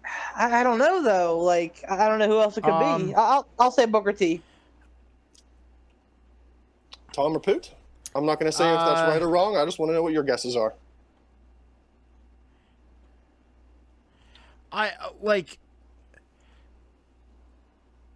So you want this is in WCW. Like it's No. This wrestler held the WCW Tag Team Championships 1,162 days. Across whatever Combined. brands. Across whatever brands the WCW Tag Team Championships ever went. Wow. 8 reigns, 1,162 days. See, that's the thing. I don't even know who was part of the Minnesota Wrecking Crew because I was gonna say it's probably one of the dudes that's in there, but I don't know who was in there, so that doesn't help. Well, then if we're going off of the Minnesota Wrecking Crew, by the way, that was the Andersons. That was Ole and Gene. Ole and Gene? Okay. Yeah, I know that. So I'm gonna go with, you know what? Fuck it, I'll go with Ole Anderson. Who's left? Tom? Yeah. Yeah. Fuck it. I don't know. Okay, so the members of the Minnesota Wrecking Crew: Gene Anderson, Lars Anderson, Arn Anderson, and Ole Anderson. Okay. Oh, it's Arn, isn't it? So it's probably Arn, yeah. Beef, you came in number 10, Booker T. Number 9 was Scott Steiner. Number 8, Greg Valentine. Number 7, Arn Anderson. Number 6, Kevin Nash. Number 5, Ricky Steamboat. Number 4, which surprised me, Scott Hall. Number 3, Rick Steiner. Number 2, Gene Anderson. And our Cruiserweight champion chose it right. Number 1, Ole Anderson. Ole Anderson. Wow, look at that. Good job, Poot. Oh, I got 10 beef coins, baby. Sure did. All right. Wow. Baby. You know what, guys? Honestly, first of all, number one, round of applause to all of us, I think, for good questions, especially directed towards the madman Alec Ransom. That was a great question. Yeah, Yeah. 100%. Seriously. That was the deep cut. Yeah, man. That was a banger of a question, dude. I love that. But guys, I think we've been pushing for an hour and a half. You guys got anything left you want to talk about? I know we didn't really touch on Fight for the Fallen too much, but it was just good. Like, I enjoyed one thing, I do want to touch on one thing real quick was, and I don't think it was televised on the Bleacher Report app. Oh, it was. Oh, was it? Okay. But yeah, I want to touch on the promo that Cody Rhodes cut. Throwing shade at WWE for putting on an event the same night to try to draw membership away from an event that was benefiting the victims of victims of gun violence. Now, so that's, and you know what? And I'll say this, for all the different shade that WWE throws at AEW and AEW throws back at WWE, Cody smashing the throne, and Triple H saying at the Hall of Fame ceremony Vince McMahon will buy that rinky-dink company just to fire Billy Gunn again. I believe that this shade thrown by Cody and AEW and WWE is justified for an event that the proceeds are going to benefit victims of gun violence. Strictly to tear viewership away, an event on the same night. I think if it was any other event, I would have been like, meh, dick move, but I get it. It's a ratings battle. But this event in particular, a charity event, I think that was a classless act by WWE. Now, I Here's agree. the thing. As Here's the thing. are you going to I don't reference Shayna disagree with you. Baszler? No. The huh? The Oh. one thing I'll say is this: is that yes, you're right, but the Bleacher Report broadcast, the fight broadcast, they were all free. So none of those eyes on screen on pay-per-view had a damn thing to do about the charity. It was all the people in the arena itself.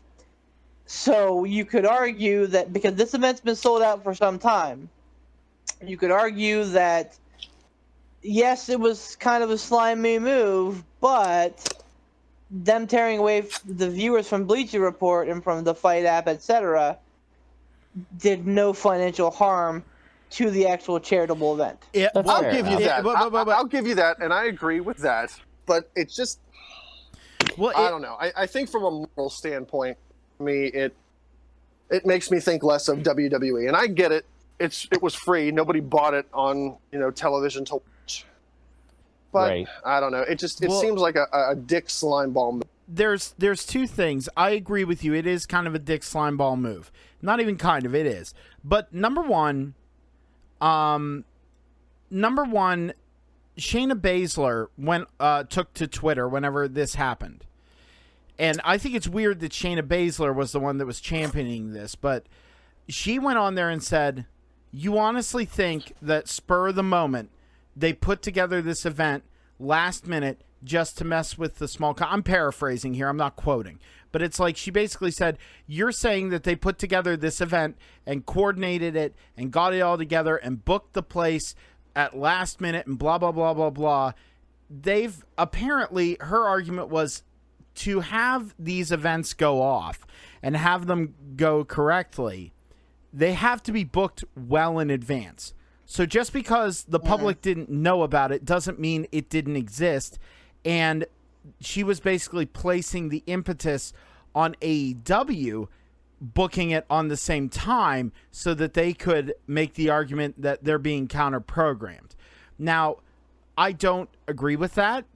It is very coincidental that WWE announced this event so close to Fight for the Fallen. And they're like, oh, what a coincidence. It's at the exact same time on the exact same night.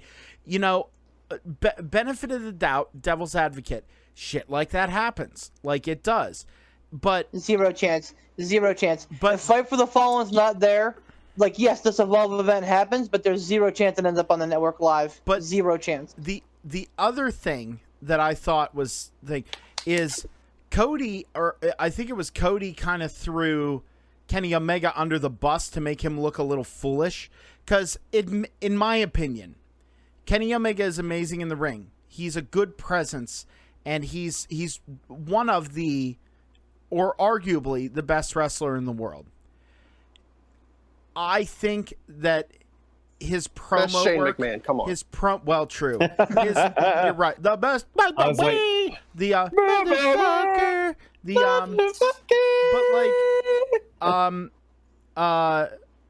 the thing is Kenny Omega never, in my opinion, was anywhere close to as good on the mic as he is in the ring. He built his reputation on his ring work, which is fine, but he got up there and Cody threw him under the bus by saying, sign us off. And what does Kenny Omega do for his sign off? Kenny Omega says, Yeah. I bid you adieu, goodbye, and good night. Good night. Bang. Bang. And he was trying to scramble, and he looked foolish and sounded like scattered and ridiculous, and he was trying to get his way out of doing the bang thing. So while he's trying to figure out how to work this way around it, he's having to cut this promo, and his mind was on, well, what am I going to do? What am I going to this? What am I going to that? And he's cutting this like rambling, nonsensical promo, and it was kind of like off-putting. You know what I mean? Yeah. Like it was like here's- I didn't see that part. it was. I didn't see all of it. It was really made it feel like, and understandably, it was off the air. It was after the fact, but it was very hokey jokey and very kind of goofy and like really But that's Kenny Omega, though. Like, Kenny Omega is hokey jokey and goofy. This wasn't like goofy Kenny Omega, where Kenny Omega has a plan to be goofy. This was like him being thrown into a situation where he has to improvise, and he realized he has to alter what he's doing, and he was lost. And that happens to the best of performers. But it's a good thing that it didn't air right away, because it really would have put a stinker on the end of the event. Well, here's the thing with that. I saw the promo by Cody throwing the shade or whatever after the event. I didn't see the sign off botched by Kenny. I do agree that I see validation on both sides. I agree to an extent. I agree to an extent that WWE may have had the thing planned out for a while, but here's the thing. They didn't have to do it live. They could have done the event and then aired it like later. They could have taped it like how they do with NXT, whatever. They could have done that. They didn't have to do it live once they knew that Fight for the Fallen was going on or whatever. So there's that. There's ways they could have gone around it. But so yeah, that was kind of a dick move. But in the future, I'm going to say this. Both sides need to be ready, because it's going to get ugly. It's just going to get real ugly. Yeah, well, here's the thing. No matter what AEW tries to do, and I get what Cody was saying. He's like, you can counter program the event, but you can't counter program the heart that we have. You can't counter program our talents. What they're doing. I agree with that, because they are doing something different, and that's kind of the beauty of the wrestling that's been going on over this summer, and especially over this weekend. You have every different company doing something a little different. WWE is different than Evolve, is different than AEW, is different than New Japan, is different than WWE, NXT, and NXT UK. All right, that's exactly the beauty of it. Is us as wrestling fans, we're reaping the benefits because we're getting all these awesome shows. And that's exactly, I think, that was Cody and their mission in the first place. They said, provide an alternative. That's fine. They're going to do that.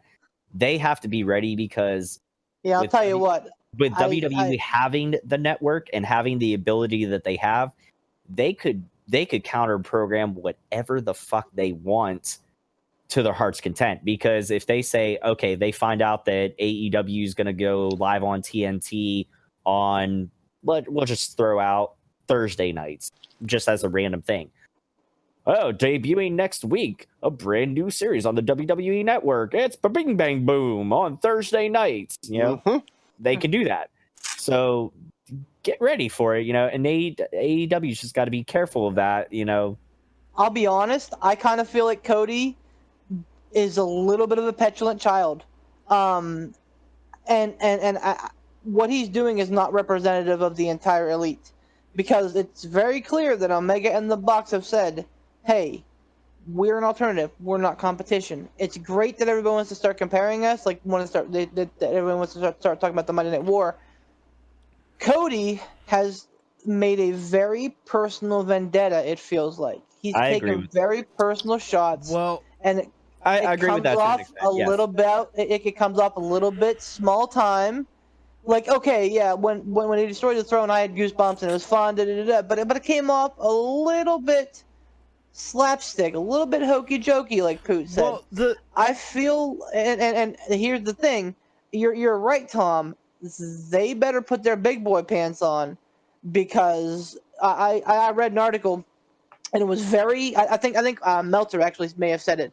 That WWE has like major countermeasures that they are getting ready to deploy. Absolutely, because even if they don't debut a new show, who's to say that they just don't move NXT to that night? Right. They could easily do that because it's reportedly AEW is going to be on Wednesday nights too. So like they're already kind of putting themselves behind the eight ball, trying to be up against the Smart Mark show of NXT. The reason they're probably not afraid is because, well, frankly, NXT, you can watch it the next day. The way that WWE could counter program. reportedly is going to be recorded too. So you can make that exact same argument. Yeah, but it's going to air. They're not going to, like, I understand with the way things are nowadays, it'll be on demand. Like, everything's on demand. But generally, I wait until today to watch NXT and NXT UK and 205 Live. Now, I didn't catch it today, but I go, I'll catch it tomorrow. You know what I mean? Like, yeah. Right. So that's the thing is I would go, I'll watch AEW, and then I'll catch NXT tomorrow. Like, that's my point. But but we could go on this all night. Any final thoughts, guys, before we wrap up? We haven't had had a legendary letdown or a swan song. Tiger Bomb kind of had a little bit of a swan song there with his statements on, we win as far as wrestling fans go. Oh yeah. Yeah, and I mean I'll extrapolate on it a little bit there because I have been kind of, today was my mission. We're recording on a Thursday. Thursdays are my off day. So today was my mission was to get caught up, and I went out with the wife and we did some stuff and everything else. But I immersed myself in wrestling today. I didn't get the chance to watch Evolve or Extreme Rules yet, but I'm going to. Yeah, I didn't get to watch Evolve either. So maybe if we get a chance, if a number of us here get to catch some of it, maybe we can talk about that on the next one. I know it'll be kind of after the fact, but maybe we can touch on it a little bit. Right. I feel bad that I didn't get to, but there was too much wrestling going on over this weekend to really have time to engross yourself in all of it. So, and that's a great thing. And that's a great thing. Friday night was night 2 of the G1, which was outstanding, as good or better than night 1, I'd say. I've heard that the day 3 of the A block had some outstanding matches. I'm excited to watch. Fight for the Fallen was outstanding. I think way better than Fighter Fest, and I think the Fighter Fest wasn't bad, just kind of gimmicky. Oh, there is one thing I forgot to touch on real quick in closing thoughts. Since we started off with Off the Rails with Jim Cornette impersonations, motherfucker. How about Joey Janela flipping off the camera in the match and saying, fuck you, Jim Cornette? So that's my final thought. Yeah, Ransom, did you hear about that? I did not. So, so after he did his Death Valley driver on to Sammy Guevara on the apron, so the hardest part of the ring, they landed. They're selling, and the camera cut away a little bit. The camera cut away, and then it cut right back. And Joey Janela, while he's selling, sits up, flips off the camera, and says, "Fuck you, Jim Cornette," and then starts selling again. Yeah, it was great. Now, it was. I didn't notice it at first, and then Poot had told me about it in our group chat, and I went back and watched it, and I was like, yes. Oh, I do have a legendary letdown. I do. Now that we're talking about Joey Janela. Oh shit. So, then they Excalibur. I love Excalibur, by the way. I think that him and Graves are probably the 2 best commentators right now. Excalibur's got a sharp mind, and he's with it all the time. Excalibur's another one of the people that Jim Cornette shit on all the time. Well, he's a fucking douchebag. So we've said that ad nauseum. But Excalibur talked about Joey Janela having a fight with the literal scum of the earth. So if you haven't heard, Joey Janela kind of squared up with Enzo Amore or the real one or Zoe or whatever the fuck he's calling himself now. We kind of touched on this last time. Don't give airtime to fucking Enzo. Fuck him. And here's my legendary letdown. It is the rise and fall of Enzo Amore. When he was in NXT, he was probably the hottest thing going. I would venture a guess. He had crowds eating out of the palm of his hand. He has promo skills as good, almost as good as The Rock, I'd say. That kid could cut a fucking promo in a fucking phone booth. Agree.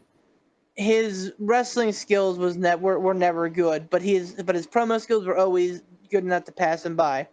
The fact that he has had such a bitter downward spiral to where he is now like getting into fucking viral fights with guys who are burgeoning talents, and just to try and fucking make his name, just to try and get his name out there, just to try and get his face out there, is so sad to me, and I am let down, not like I normally am, where I'm angrily let down. I am let down in a sad way that a guy who had so much potential just like fucking 4 years ago, so much potential, has now ended up at the very bottom of the barrel. It is truly a letdown. You Well, the named pro- your Really cat has after him. self-destructed hard.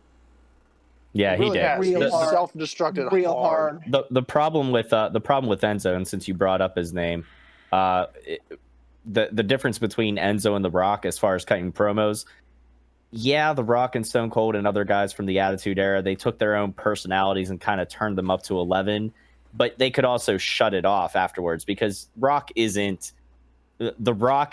Dwayne Johnson isn't like The Rock in real life all the time, 24/7. Enzo is Enzo, and he's a fucking That is douchebag. true.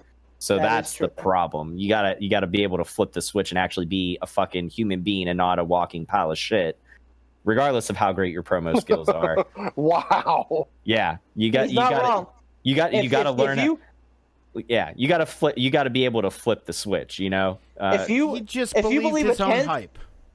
What's that? if you believe a tenth of the stuff that that you've read about him backstage, like as a guy, you got to believe that he's just a real piece of shit, which is sad. But yeah, I believe it. I believe it. No, just for Enzo, it's, dude, I was so hyped on him and Cass, like, so hyped. yeah, man. they had everything going for him, and then Enzo just, he couldn't get out of his own way, and apparently that has been an issue for him forever. I believe it. But yeah, Yeah, I mean, I like to blame a lot on the main roster. You know, people that are on fire in NXT come to the main roster and then just die and get buried. But I don't know. I definitely don't think that happened with Enzo. He blew himself up and self-destructed. They gave him hard. every chance. They gave him every chance in the world. Him and Cass were given big opportunities, and he blew every single one of them. To kind of go off of that, what the hell is Cass doing now? hanging out with Enzo again. No, Really? but reportedly he's doing better. He's kind of like managing his ego. He's trying to get himself back. He's building up his brand again. So much so that I think a couple weeks ago in like some Northern Territory place, John Moxley actually chose to face Kaz XL himself. I did like see Moxley, that. That was his show. So he's building his brand back up. He's doing it the right way. So we may not, because Cass, while his promo skills were awful, like he's a big dude and he can move and he does have some charisma. So we may not see the end of Cass if he can distance himself from the cancer that is Enzo. Well, Did they have a falling out at one point? They did, and now they're best friends again, apparently, or something. That's weird. I think it's because Right? they both went, we were better together, and I honestly think it's because Cass will tolerate Enzo if it brings him a job, honestly. Yep. But honestly, he's doing it himself if he's facing John Moxley somewhere. I mean, fuck's sake. But I forgot that had happened. Good for him. yeah. So, Good for him. But on a positive note, yeah. well, you know what? On a positive note, Beef, why don't you thank the sponsors, because that's always a good thing. I would love to. Yes, sir. So we always appreciate everything that our two Beef, sponsors have given thank us. me. Why don't you thank me, Beef? Join the Kiss My Ass Club, or you're Especially- fired. Oh my Especially goodness. that guy, but especially WrestleDeals.com.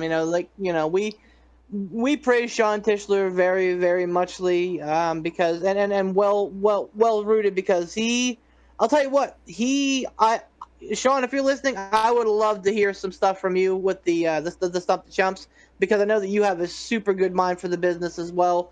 But yeah, Sean's always out there with like knee deep in wrestling, and then so he headmans WrestleDeals.com. So yeah, give him a look and give him a like on Facebook and all that. He'd probably give us some like independent run questions and stuff like that, or something about like PWX or something. I'd be like, I have no fucking clue. Which by the way, I'm gonna start looking them up because apparently they're based out of McKeesport. So that's like man. That's a hop, skip, and a jump away from me. Yeah, so. man.